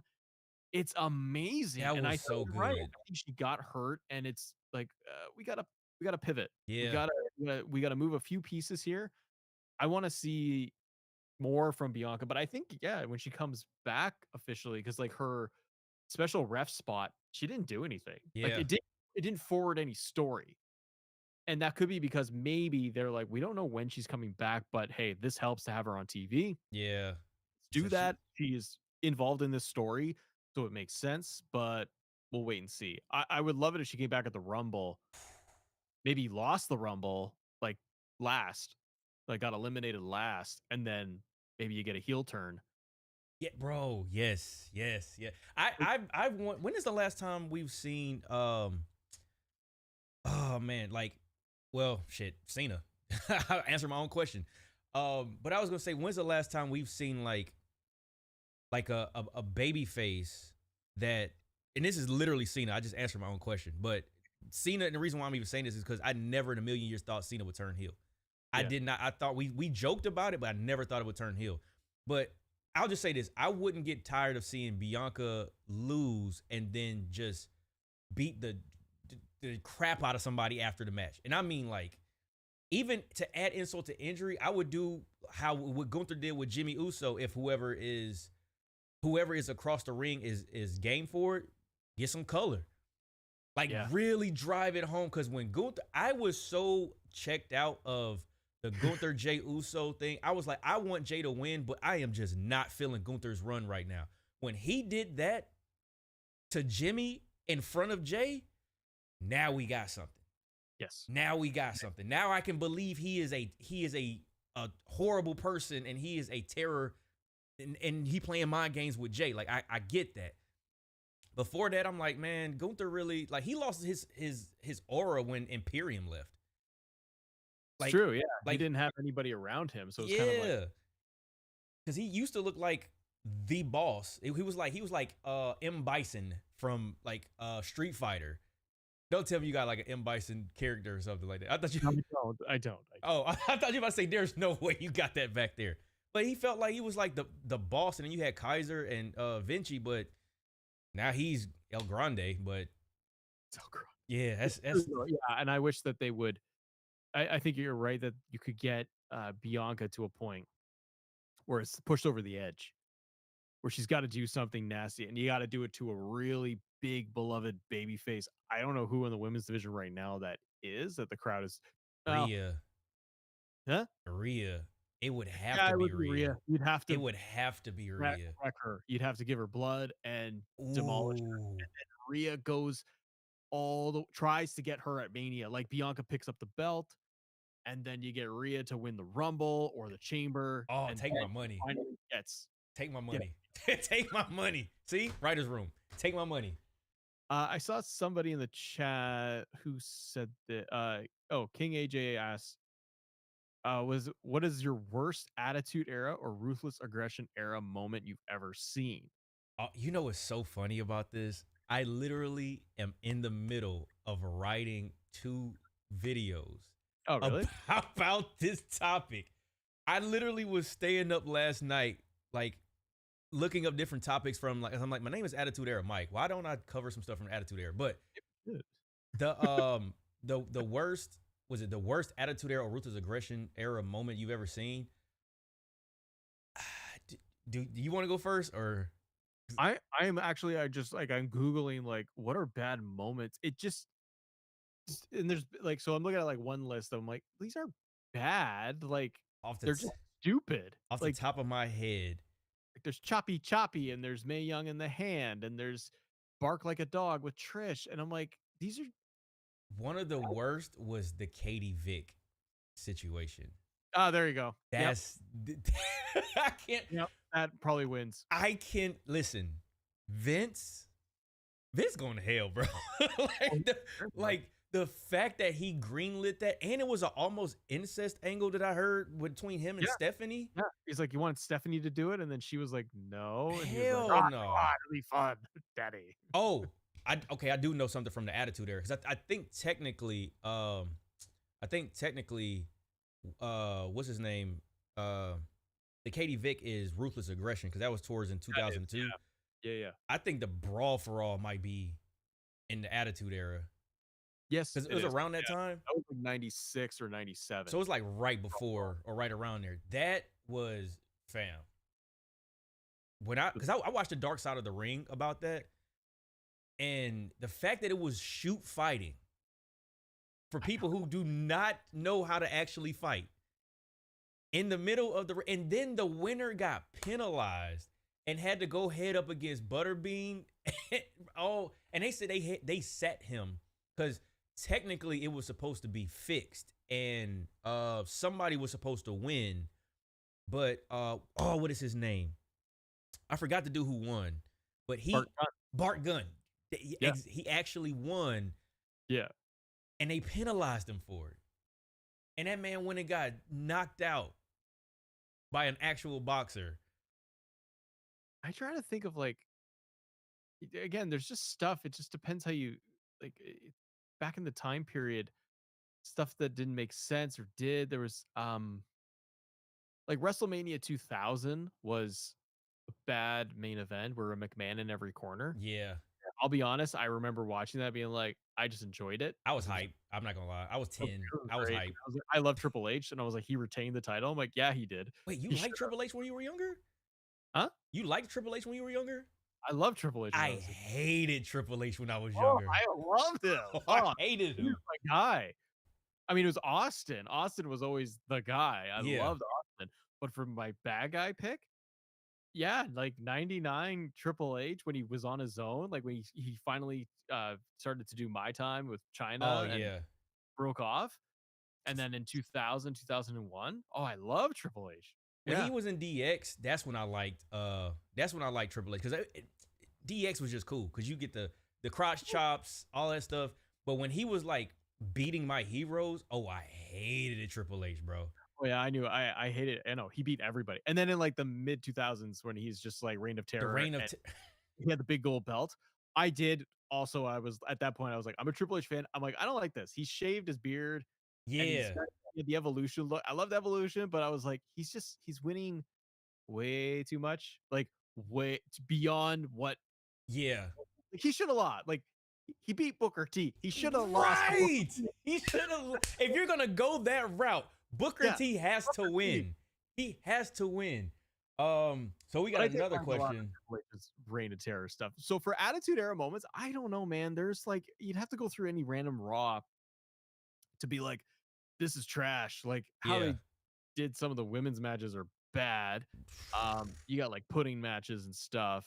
Uh, trying to think of like the Katie Vick one is a very good one. That was just bad. Stupid stuff like like Val Venus's dink getting chopped off. Like, there's stuff that doesn't make sense. I mean, WCW, I'll say in the Attitude Era, Oh man.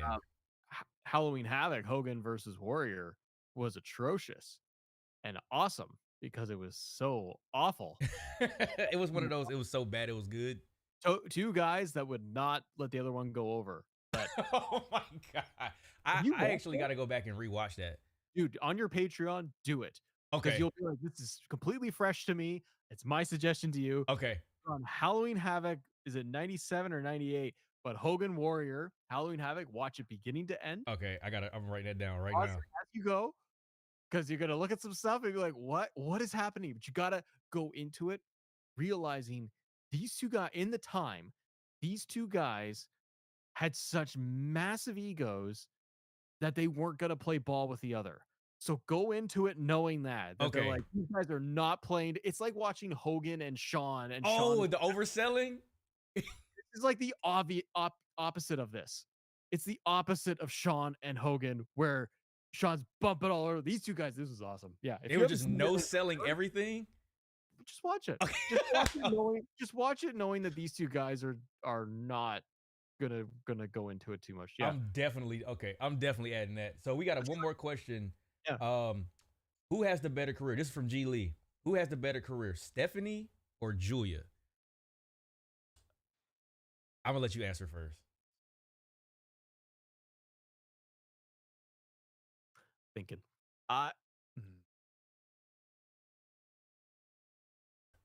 I think Stephanie they both have great aura and Yes. great mystique. However, and it's hard because I'm looking at right now. I think they're both tremendous, and then you get them to come crossover. We've seen it in NXT where they fought each other too. Who is Julia Valet now? Who's her? Kiana James. Kiana James. I think that's excellent. Yeah. That's a great move for Julia because I think maybe they're kind of stuck with like, What to do she with was her? a bad guy. Well, now she's a bad guy.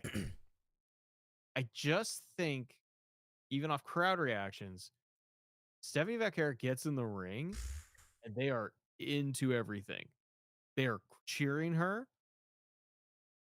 They both have a language barrier, but Stephanie comes across, at least right now, like more genuine, more Yeah. authentic, real, like you can connect better versus Julia right now, I feel like still has that gap where I'm like, I like the aura and the mystique of it all, but now they've given her Kiana James, and that's a good thing because then you can be like, we're gonna play up how bad she is, and it almost protects her. Like Julia, I could see as with a faction Yeah. Yeah. of a couple of people behind her, and she's the big, nasty, evil boss level. Like you can never take her down, make her almost unbeatable. But for me, I think Stephanie has a longer future. I think she's like a Rhea Ripley. Yes. Yes. Which is a match I hope they will do, and they probably will do soon. But I can see them really going far with her. What about you? Same? I agree. As soon as I read that question, Stephanie just has it. Yeah. Like, and the thing what I like about Stephanie is so much, she says so much without saying anything, bro. Yeah. She is literally the embodiment of aura. And I gotta be honest, they gave her the elite championship package when it came to entrances. They gave her the final boss entrance. Bro, not only does she get like the horns showing or like formulating on the Jumbotron and then the red, excuse me, the red lightning, then she just gets the fire pyro and a song that actually fits her. You know Yes. what? Let's circle back to your question real quick. Oh, no. Production. Okay. Please get some songs that match the people, bro. Please get some songs to match the people. Becky Lynch's new one, you did good. Now let's do more of that. Sorry, it just You don't like Def Rebel? Man, listen, Def Rebel is one of those a broken clock is right twice a day. That's Def Rebel, bro. Like it's oh man, I just thought about that. I was like, of all the things I could have said when Matt asked this question, how the hell did I forget that? Yeah, it's bad, but you are right. It's that Stephanie's entrance theme is good. Like you could put it Man. with so many people, and you've already seen it. Like we know that they're teeing her up way more because she wins the battle royal at Evolution, Mm-hmm. gets the promo with Stephanie. Stephanie's putting her over. Like she's getting mic time right there. To Yeah. get a future title shot. Like they are really positioning her versus Julia's a different path. It's not a bad one. It's just clearly like okay, you got the US title on her, which is great. But it's But I like feel now like what? it is like a now what? And I think that's also just more so with you have this US title division with nobody in it. It's Zelina Vega. Yeah. Like out of there, she teleported out. Who's in this US title scene with Julia? It's Zelina and nothing. So I think you kind of you trying to lift both. One might take a little longer, but yeah, man, I think Stephanie is like she's my pick right now to win the Rumble. Yeah. Yeah, Because I can definitely see that. it's like if Rhea wins the belt before then or at Chamber, Becker wins the Rumble, and you If get it, that Jey Uso type where it's somebody newer. yeah. It feel like they're giving Stephanie the Lyra treatment where they kind of have a layout for her because I mean we saw the writing was on the wall when Lyra made the finals of Queen of the Ring. I was like, okay, they got a plan for her. They obviously have a plan for her, and she's been holding her own against two Hall of Famers, Bailey and Becky Lynch. Like she's been holding her own. Like I still consider her a rookie, and she's been doing really good. Like in some really tough spots because she could have folded against Becky. She could have folded against Bailey, but and her first like month or whatever, like she won the IC title, and I was like, this is boring. She's Ivy Nile having Raw matches, good matches, but she's not in anything. Yeah. And then they did the Becky stuff, and I'm like, man, now I can't wait to see what you do. Right. All right, we got one more from right hand Cam. Matt, how you feel about Karrion walking away from WWE? I mean, ultimately, it's whatever the guy wants. So he does it from. I watched his Ariel Helwani interview he did just like yesterday or whatever, and I'm I like, gotta watch that. It's good. It's good. His first one he did with him, I thought was way better because right now it's kind of like I don't know. He doesn't have much to say because he's kind of releasing in limbo. I think if the guy can get back to the company and it's what he wants and what WWE wants, hey, cool. Then let's do something fun and have some creative stuff. I think it's a bummer that they just have WWE for whatever reason it seems they never capitalized on momentum that was in front of them. That's all. It's just you have somebody that core audience online who they listen to, but you don't. We acknowledge the fans, but we hate everybody. Like sledgehammer everyone all the time. So I don't get it because you have somebody who gets groundswell support. He gets backstage segments with like Sammy or anybody, and you can hear the pop from the crowd. And you're not even trying to I'm not saying like the guy's got to turn around and be in the main event with Punk because he got some fandom online. Like Dolph Ziggler, as we talked about earlier, Dolph Ziggler got support, but he didn't just jack right up to the main event scene. He was still IC level.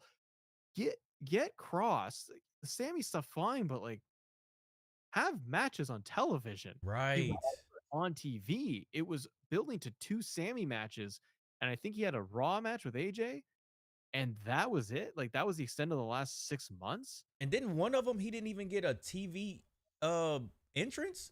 Yeah, he was just in the ring, and it's just like, bro, I don't understand why WWE. And again, I don't know. It could be backstage stuff. We're not in the writers' room, y'all. We really don't know. But it's like with LA Knight. Yeah, they missed, to me, they pulled the trigger a little too late. Yeah. Like he was, because this was in 2023 when LA Knight was just like on fire. And then they didn't give him a championship until 24 last year when he won the US championship.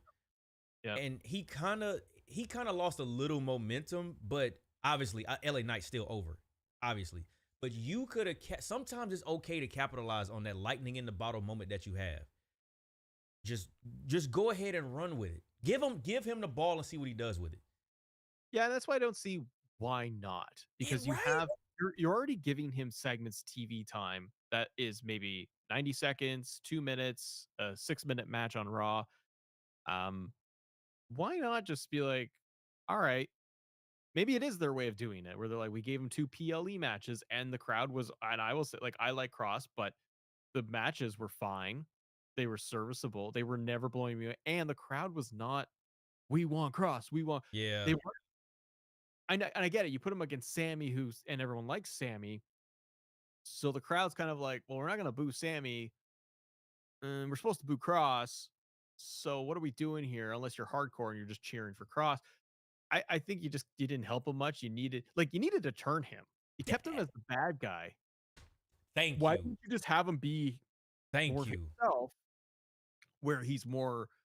Cross does what I've seen, his interviews and his documentaries that he's done, where obviously it's just him talking. That's the most compelling part, is when he's just him and he's not doing the devil's shoulder stuff and say my name, bitch, and like doing all this thing. Yeah.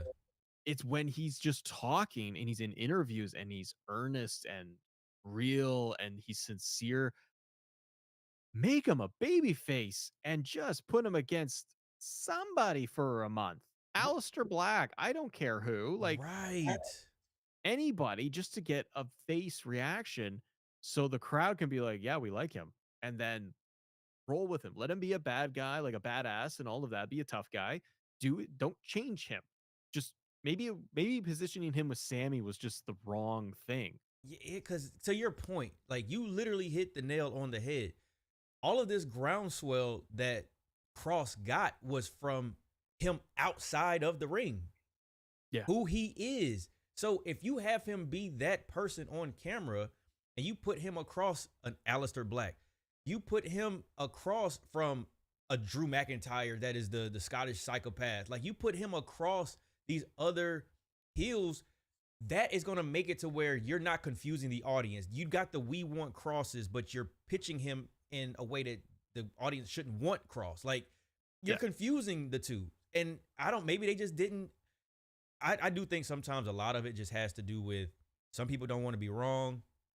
They didn't want to go the route of what made the most sense because they wanted to stick to, their creative direction. And maybe that's what it was, because these interviews that Cross is doing, these not Netflix, or is it on Netflix? No, it's on YouTube. But these documentaries that he's doing, like you're getting to see him. You're getting to see Killer Cross. And that's the Cross that people want. But you're putting him as this carrying Cross that you just cannot get right. You had him lose against Jeff Hardy as the NXT champion in his first. That makes no sense to me. For the life of me, I'm like, Cross's career in WWE was cooked from that moment. Like, listen, we love Jeff Hardy. We love Jeff Hardy. Jeff Hardy, he got my people in a chokehold and has for a long time.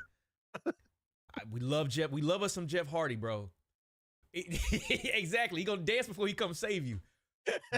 But it made no sense. No sense for him to beat the NXT champion, bro. No. Like that was when Vince was literally trying to bury everybody from NXT. Yeah, you get called up and you're like, oh no, this is it.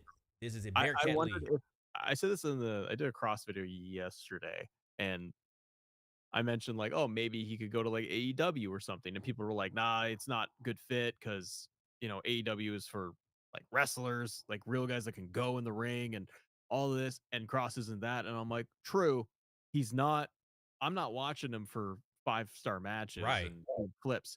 I think he's fine in the ring. Like his Sammy matches were fine, and Sammy's a great wrestler, but I think it was a clash of just not good story connect, like we're saying, like just didn't mesh well. Like why was he a heel? Yeah, and or just get that story done, and he loses to Sammy. So it's like, all right, I thought about it, and I'm gonna embrace my people and my fans, and he pivots, but he's let go now. Could I see him in AEW? I can, because if you're Tony Khan and you got, like, I know he's not bringing in a lot of WWE people now, and he's being smart about it, because there was too many times where it was like, I'm going to take everybody. Yes. I'm glad, and I'm happy with what AEW is doing right now, because they have a real, they're kind of like back on track. But I would love it if you were going to capitalize on anything. You bring in this guy as a monster babyface, It's a layup. It's a and literal layup. 1 year, just do 1 year with him. Have him fight Hurt Business, like do something, like I don't know. Bro, him and Bobby? Bro, Which he said, listen. Cross said in interviews, because he was wrestling Bobby or something, or wanted to before, I don't know, like a year ago or something, and before Bobby left. Yeah. I remember Cross was doing interviews and he pitched like he wanted to work with Bobby, and he and Bobby had like a plan of what they wanted to do, and then Bobby got let go. And I'm like, dude, that would be so fun. Have him come in with Scarlett and just be, because AEW typically is more like they're just being real, like themselves. They can just like, do, yeah. they do their thing. They're not really overplaying the character too much, unless you're like Tony Storm. Yeah, but that works for her though. And right, it Yeah. works. Everybody else feels like a legit person that is just on TV. I think like MJF, you just believe MJF that's who he is. That's He's a dick. He's a dick. So do that with Cross. Let him come in as a monster face. And you can make him a bad guy down the road or whatever, but you have somebody that can talk on the mic, that can do promos, you can do vignettes, and he can do all his social stuff, which is Right.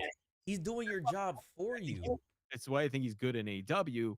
From a wrestling side, no, I don't think that it's going to be like, wow, I'm blown away by MJF versus Killer Cross. But I think that because I noticed that people were saying that, you know, whenever AEW gets WWE talent, you know, they don't book them right, this, that, and the third. And I get it. I get it. I understand. I do think that Daniel Bryan had a decent career.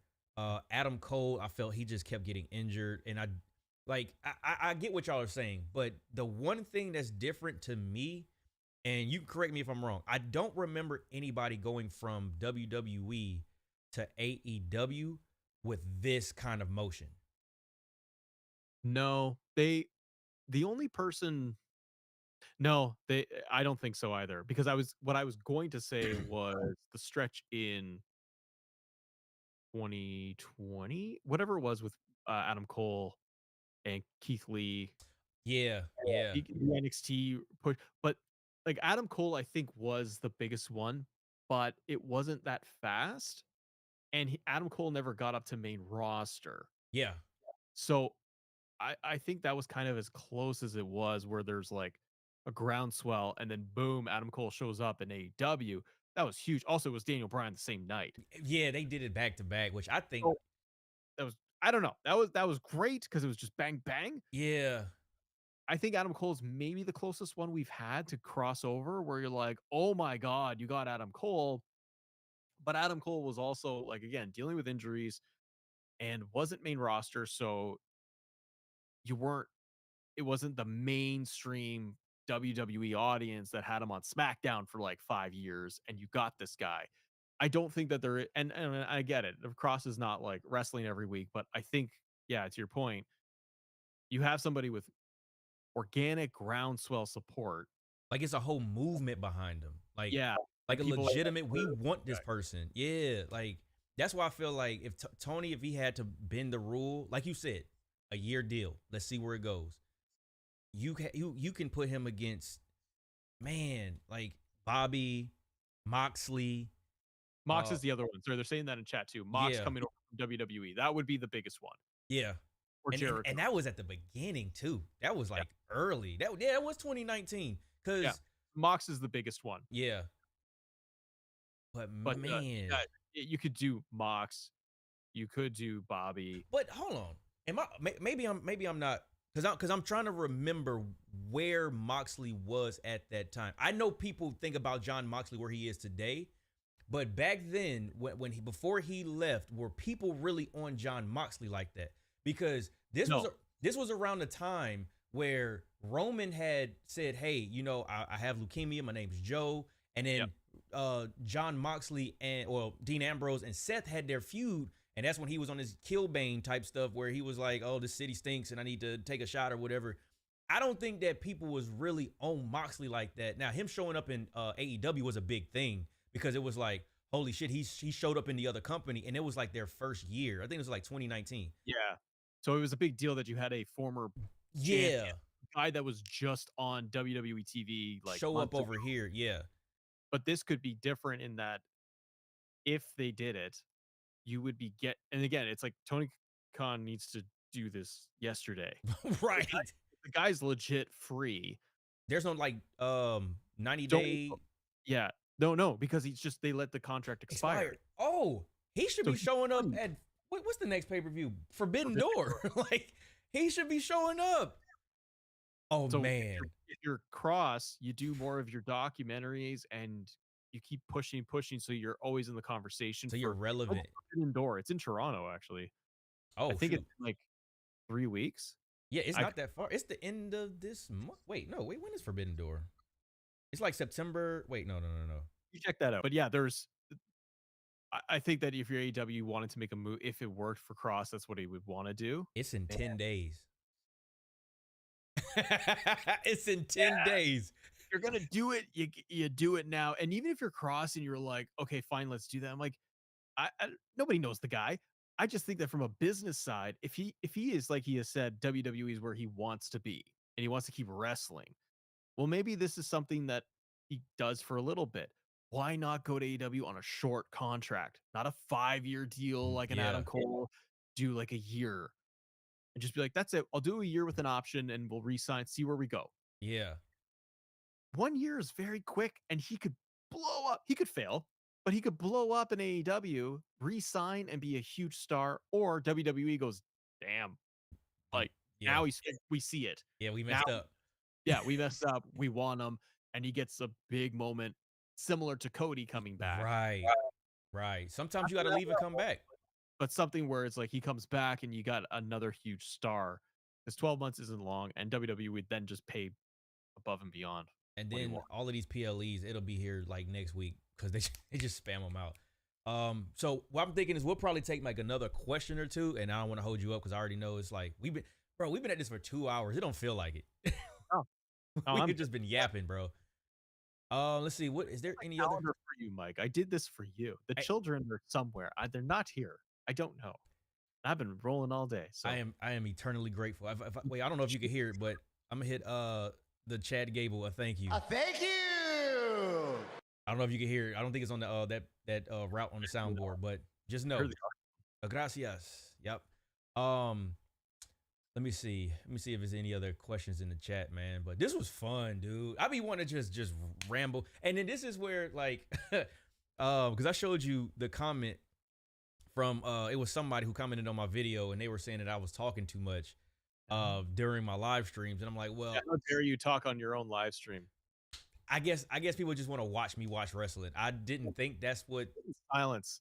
Yeah. It's like you're the show. Why are you talking over? I can't hear. I'm gonna do that to you now. I'm gonna cover your chat and I'll be like, could you keep it down? I can't hear Raw. I can't hear Raw, man. Oh, that's hilarious. I'm not seeing any other questions, but if not, man, wait, hold on. Where you asked a question, I got another one for you. I can throw at you. Gotcha. So if there's no more, I got one. So then I guess let's talk about that then for a minute. The internet. Oh man. Want to talk about the internet today? Oh man, we might be here till Forbidden Door. Again, we'll strap in. We got time. I don't need to go off on a tangent with you because I think we both come cut from the same cloth or whatever. But I think I say based off of your posts, your content, you and I are very much the same freaking brain. And it's a lot of just chill and have fun. Yep. Just have some fun. Enjoy the show. I don't personally understand. Like I do and I don't. I don't understand the uproar, people getting angry about things. Like actually seemingly mad. And I'll get comments too in videos daily of whether it's like, I'm an idiot, I don't know what I'm talking about. This guy doesn't even watch WWE. I'm like, sure. All right, cool. Like, you're dumbass. I hate your I'm like, yeah, well, that's great. There's 20,000 other channels to watch. Like, that's cool. Like, go on. I'm still here. I don't understand whether it's not even necessarily attacking like a creator, but the outright odd anger towards wrestling, whether it's AEW, WWE, or I hate that they're doing this, I hate that they're doing that. I don't understand getting mad about it because I'm like, number one, how do you have the energy? I don't have time for getting Right. visibly angry. And I'm not saying creators, I'm saying like just fans. Just regular. You're like a person who has like no. And I hate to do this, but I don't mean this in like any type of you're less than type of way. But somebody who didn't even bother putting up a profile picture, and you're just so angry, and you gave a whole paragraph expressing your anger. Yeah. All caps. And it's just like, why are you? Who made you this mad? What did Vince do to you? And I never saw it. It's the and I guess because also we're in a niche or a form of entertainment we consume that can drive a lot of opinions, which is great. It drives opinions, perspectives, and people like different things, and people don't like the same things. I'm like, but that's fine. Like, who cares? It's Right. great. Mike likes something, I like something, and then we disagree, and then we move on with our day.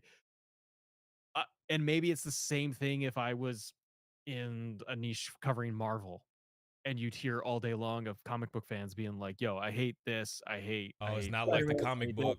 They didn't do it right. They didn't do it right. Actually, they didn't follow the linear thread of Spider-Man. Oh, they're doing Brand New Day. Well, they didn't follow this. Or Superman or Batman, and it's like they messed up this, they messed up that. How could you watch this? How can you enjoy this? I turned this off years ago. It's like, well, here's my Okay. favorite. Here's my favorite. Not to rant. My favorite line ever in comments is anybody who would come in and say, and all comments are welcome, good and bad. But the one that's baffling is the ones that are so angry, negative, that say basically like, I stopped watching this. I don't like wrestling. I don't like watching, consuming this anymore. This is trash. This is the worst product ever. And then I reply with, why are you watching here? a wrestling video? Why are you here? Why are you why are you oftentimes my reply is, why are you wasting your time? You hate this thing. So why are you clicking on me to then type? And like, I watch videos all day. I don't comment stuff. I just don't. I watch the thing, and if I don't like the video, I just leave. Right. But comment away, do it. But I don't understand ever I hate everything about this. I hate all of it. I haven't liked it in 15 years. I hate what you're talking about. All negative. Okay. Why are you in here? Like, it's saying to me, I look at it as the same thing as if you told me you went to the grocery store and you hate it. I hate this grocery store, and you're walking around inside of it angry, yelling about how they don't have your bananas in your bread and the thing you like, and everything about it is awful. I hate the customer service. I hate this and I hate that. And you'd be like, well, then why are you in here? You know you could leave at any time. Like, there's the door. That's my rant. I absolutely agree. And I just start trolling. Like I literally just started trolling. So the other day, somebody was I think it was one of my take about Brock Lesnar and how I wasn't mad about Brock coming back, which that was even taken out of context, because then you got the moral police saying, well, how could you not be mad at a rapist doing this, that, and the third? And I'm like, all right, so you're just the extreme one you're not even paying attention to the rest of what I just said, but my context got taken out. But I was like, I'm not mad about Brock. I'm mad that people kept spamming his name for months. Yeah. For months. And now that he actually returned, you couldn't even, because Minnie even said something. She commented on one of my videos and was like, my chat said the exact same thing. And I'm like, you can't even, whether you hate him or love him, whatever, you can't even like be truly surprised by the moment because you kept being reminded. And the person who I trolled, they was like, what is this guy talking about? And I was like, oh, I'm just talking about how much money I save by switching my car insurance to Geico. Like, I just started just rolling off the most random thing, because it's like, bro, did you even watch the video? Did you even, like, no, you didn't. And I'm noticing that people literally will comment before I even finish my sentence. And then by the time I finish my sentence, well, they've already hit send, but I've just already answered whatever they were about to say. All you had to do was just wait a little bit longer. I get the if you title a video in a certain way, like with a question mark, people like, is Seth Rollins story overhyped? If that was the title, Yeah. um, people literally type yes or no, and I'm like, how you haven't watched it? Like, how do you have an opinion? You can have an opinion on it. I don't care. Like, have an opinion on it. That's the point here. But when the thing is titled a certain way, I'm like, you just responded to the title. You haven't. I'm assuming you have now like clicked on me and hit spacebar to pause it, or tapped your phone and you paused it, and you just start Yeah. going, and then you're out. So I'm like, is that what you're doing? I just don't get people. I just don't understand it. So I'm like, what? Why would you want to even? I always go back to just like, why would you waste your time? Yeah, because I don't like if there's a video that I'm not that I don't like, or even if there's a creator whose opinion I don't necessarily align with or agree with, or is so far left, or it may just be where I'm not going to.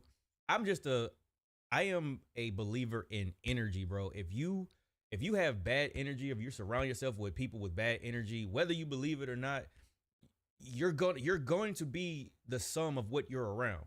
So I'm not going to just continue to stay here in this negative area, or I'm not going to be the one to put out some negativity because I don't want to make your day bad.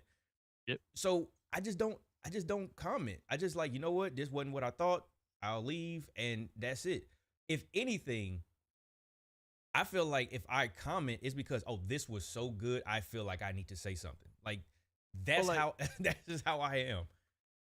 Big Jim writes in the chat, you guys thinking about wrestling all day, every day, go do something else fun, or your whole life revolves around wrestling, real sad.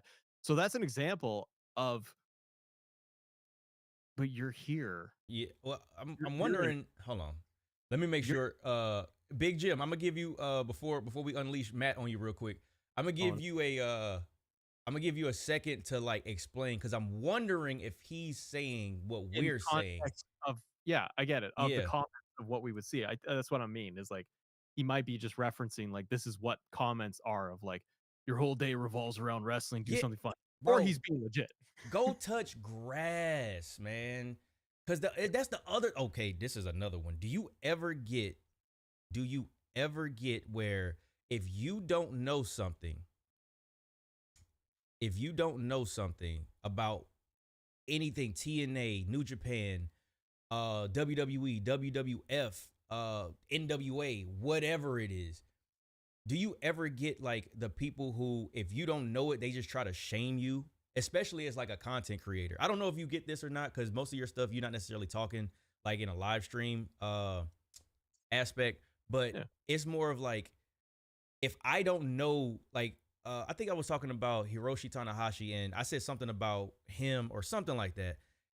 Or matter of fact, it just happened the other day where, or my Bobby Lashley, I was posting about him, and then the Hurt Syndicate originated with in TNA with MVP and Bobby Lashley from like 2014. I'm just now learning it. Now, the person in the comment wasn't being malicious, but it is an example of, how did you not know that? Bro, I just didn't know. I just didn't know. And I say it all the time. I don't know everything about wrestling. I don't know everything about wrestling. If anything, I'm glad I don't, because that means I get to learn more. That means you telling me about the Ultimate Warrior and Hogan match. I'm going to go watch that. Like, I like being put on to things. I don't want to know everything. I mean, I know a lot, but yeah, no, I'm the same way. A good example for me is like the 2K side. I've covered that for a couple of years. oh man, I can And- imagine. Well, the thing is, I never ever have claimed of like, I'm an expert, or I know anything. I'm just playing the game and talking about it and things I like and don't like.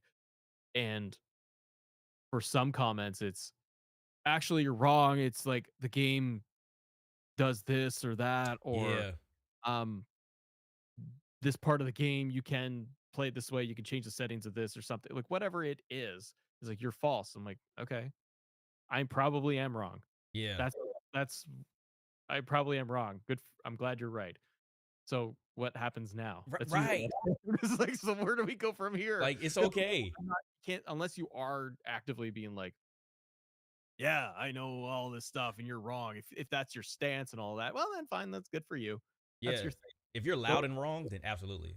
yeah, if you want to do that, that's cool. So, anyways, yeah, it's not to dig into it too much. It's always all comments, opinions, all things are welcomed. I'm just on the side of always curious of the person on the other end when it's like, or vocal groups on the internet that are like, we hate all things, everything. And I'm like, that sounds like a rough day. Yeah. It's a rough day. It's a rough day. And if this is an escape and you're like, I got bigger problems, I'm like, yeah, we all got problems. So Right. it's just how you deal with it. It's not like, look at what I'm better. It's just, no, I'm just curious because I think it's too easy. I've often said that too in videos where I'm like, it's too easy to be mad about it. I could go and rage about television show.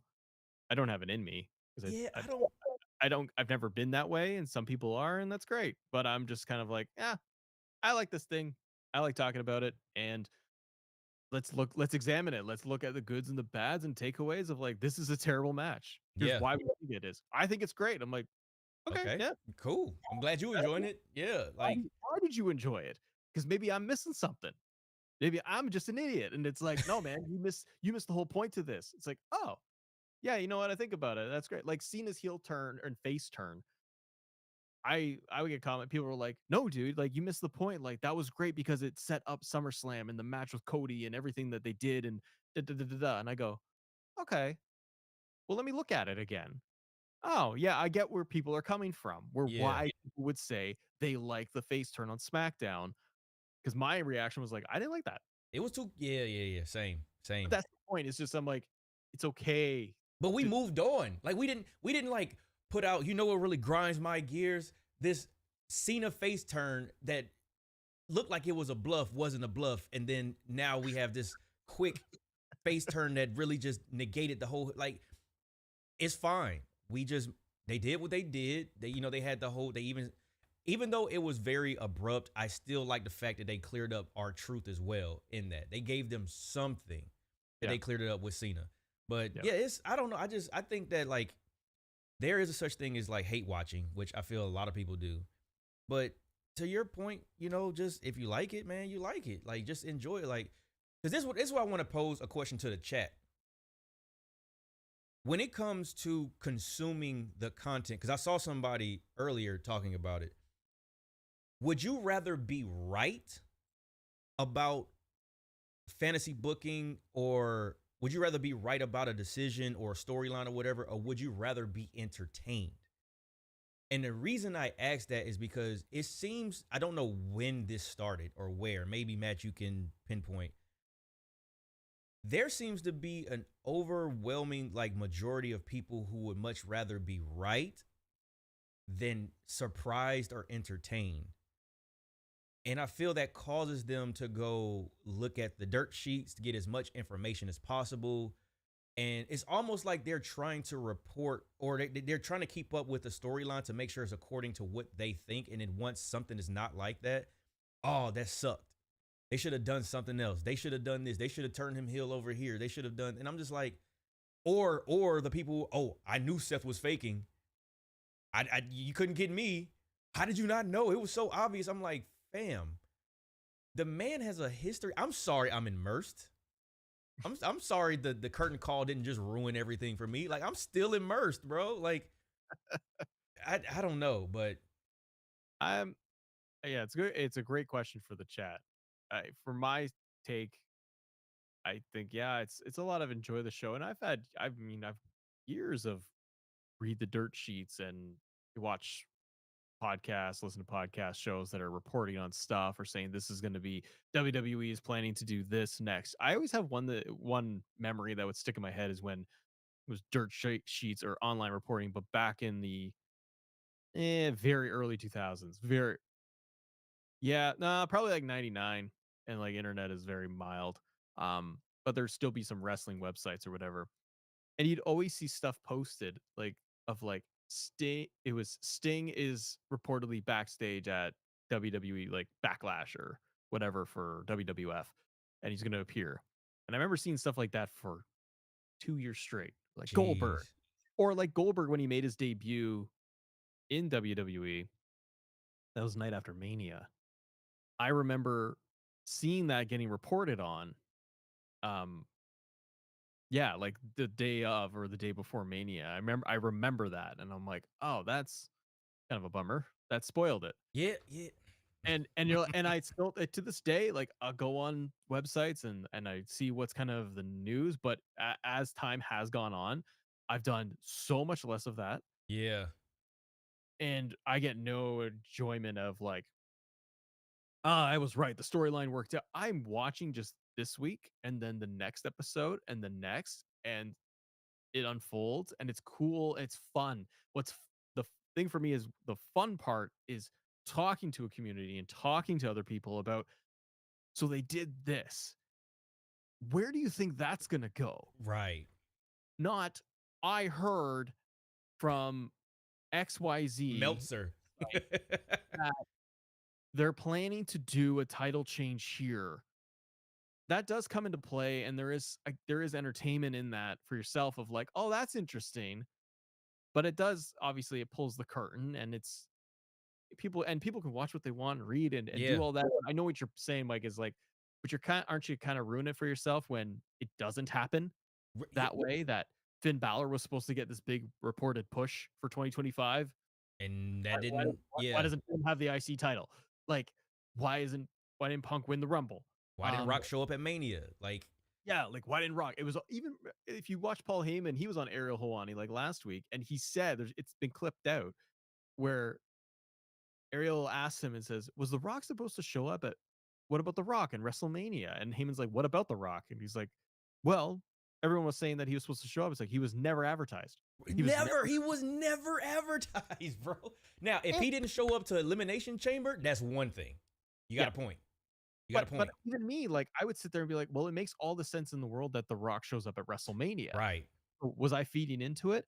Probably, but my mindset is in the context of the story, not what's being just thrown online of Rock's reportedly showing up. I'm like, well, he showed up at Chamber on my TV or me live.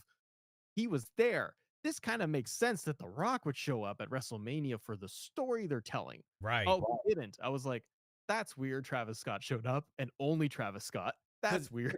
Because I thought, and I try to be responsible with my platform, so I didn't want to get into too much Rock talk. And I know people were asking during the show, hey, do you think The Rock's going to show up? In my mind, I'm thinking he has to show up. Like, in my mind, I'm thinking that because I'm just like, it makes all the sense. Once Travis came out, I was like, oh, he's definitely showing up.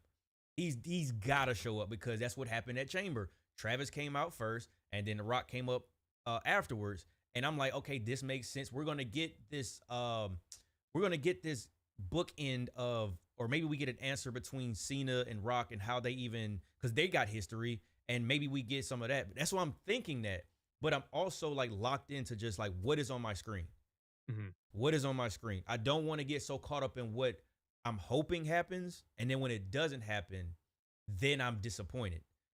And then it made me go back to where like, okay, I know people hate to say this, but Cena did say we get nothing. So it's like, I kind of have that to go off of. Like, he did say that. And knowing that people wanted The Rock to show up, in my mind at that time, I'm thinking, oh, Cena was on it. We're not getting anything. You want a new entrance? You're not getting it. You want new merch or different style? You're not getting it. Like, man, I think in retrospect, maybe after Cena retires, people will go back and rewatch, or I hope they do, and realize how justified Cena's heel turn was. And if you paid attention to it from like watching the show, it was 25 years of me giving y'all hustle, loyalty, respect, being the perfect role model. And y'all said I sucked. Y'all booed me. Y'all said if I won, y'all was gonna rock. Like, it made all the sense in the world if you looked at it from like a program as opposed to what you wanted. Yeah. And that's why I'm hoping that people go back and not just look at how this fizzled out, and they appreciate the heel turn that was what we got. Because the other thing too was, you got to remember, this is a heel turn. You were not going to get the Doctor of Thugonomics Cena that you wanted. That means that's not a heel. You're getting what you want. You're not supposed to. We wanted Booker T to win. He That's right. didn't. He didn't win. We did not get what we were supposed to. So that's where it's just like, you got to manage your expectations. I know you guys can fantasy book whatever you want. You guys can have whatever conversations. I'm not here saying you can't do it. All I'm asking is if you come in my live stream, that's my ground. Please do not spoil stuff. You can do whatever you want. Comment section, whatever. In the middle of the show when we're watching, I just ask you, please don't ruin anything. It'd be best to not ask about any returns. Now, if it's something like the Rumble, okay, all right, who we think gonna show up? That's not gonna change anything. You can't stream the Rumble and not have people saying, I'm guessing who's coming out next. Yeah, that. I'm not that extreme. But if it's like, okay, you got Drew McIntyre and Cody Rhodes, and it's like, oh, do we think somebody from 3MB is gonna show up? I don't know. Just we don't want to hear that. We don't want to hear that, bro. That's it. Don't want to hear anything of Mike talking during Raw. We want silence as we watch his stream to hear the audio. It's got to be like, it's got. Cammy said Heath Slater speculation, right? And then right. what? And then it's gonna be, oh, I got kids, and then oh God, then it's gonna be Brock Lesnar again, because Brock definitely told him, I don't give a damn about your kids. Anyway, we're getting away from that. We're getting away from that. But yeah, no, this was cool, man. This was cool. I see we almost at like 2 hours and 30 minutes. Again, I don't want to take up too much of your time. Honestly, I didn't know what the viewership was going to be like, man. We had around somewhere between 30, 40 people, which not being like a Raw or SmackDown, I take that as a big W. We got about 40 likes. And I saw G Lee, shout out to G Lee. He was like, yeah, we're going to need this collaboration again soon. Who knows, man? One thing between me and Matt, man, like this is like a legitimate, like this happened naturally. This wasn't I'm trying to get clout from him, or I'm trying to get clout from him. No, you can't. I'm working my way up. But this was a legitimate, and this is how, we talked about this a little bit beforehand about like how I like to operate in this space as a creator with another creator. I just like the fact that we could just talk wrestling. We don't care about numbers. Like we can even disagree about certain things. We don't have to be at each other's neck. Like it's try. I'm too tired and old to right, really, man. I can't. But it's just it's fun. This was definitely fun. In the chat, they obviously love you, man. But yeah, we'll definitely who knows, man. We'll see. Whatever works. Y'all have impeccable chemistry and real talk. I mean, when it works, it works. When it works, it works. I don't know. Did you just ask what is your goal in life? Oh man, to wake up the next day. That's there you go. Thank you. Did he? Yeah, was that it? Was that what you wanted? I think that's it. This definitely was fun, man. Dominance over it. Is that what you really want? I guess, man. But if y'all are not, I'm pretty sure most of y'all are or should be. Definitely subscribe to Assemble and Assemble Wrestling, because he has two. If y'all are into 2K, he has a 2K base channel, and he also has the wrestling, which is everything we talked about today. You enjoyed it. I'm glad, man. I'm glad. And then yeah, we'll see, man. Me and Matt will look over this and see what we can do. I literally just had no type of, we didn't know what was going to happen. We just know we were going to be yapping about wrestling. That's why I just like, it's a tag team live stream. I don't even know what to call it. I made up something and boom, there we go. But I don't know if you wanted them to follow you on socials, man, if you wanted to close out. Socials. I told you I don't go on things. Oh yeah. Well, on the internet. Follow him on Instagram. It's assemble_show. I do know that one, but I think that might be it. I don't post. I watch stuff. I will talk to you. I will say hi, because I get a DM and I get excited because I go, who's talking to me on here today? And then yeah, just YouTube. That's the main name of the game. And there's new content coming out every day. I'm going on vacation next week. I'm super excited. I'm gonna be super exhausted, and there's still gonna be videos coming out, so it's gonna be a good day. But Mike, we can stay on if you want to, even for a few minutes. I got some if you want to go off air. Oh, I mean, showings, whatever you want. It's up to you. I just know that, well, she is probably like, because I know some people be getting in bed to go to yeah, for work. But yes, we'll just say this. We'll do this again. We'll do this again. Sounds good. We'll coordinate and we'll do this again. But appreciate all of y'all, man. Matt, thank you for stopping by again. Round of applause for Matt, man. Oh, not that quick. But appreciate it, man. And I will see all of y'all tomorrow for SmackDown. And I got to go back and, man, I got so much to catch up on from AEW. I got to remember. I did so much planning yesterday. I got to remember what's supposed to be on. Oh, yeah. Cena? Maybe? I don't know. Yeah. We'll figure it out. But where's Kenny Omega? We got to get Kenny to close us out. Do this the right way. Not Undertaker. Goodbye. There we go. But Matt, appreciate you, man. And Buddy, good thanks for having me. night. Absolutely. What? Oh, I keep pressing the wrong button. I forgot I changed it. All right, y'all. Y'all have a good night, man. We are out of here.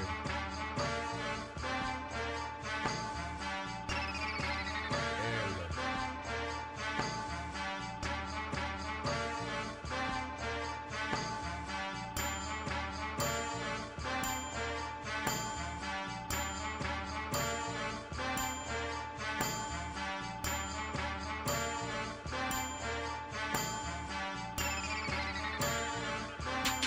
Acknowledge me.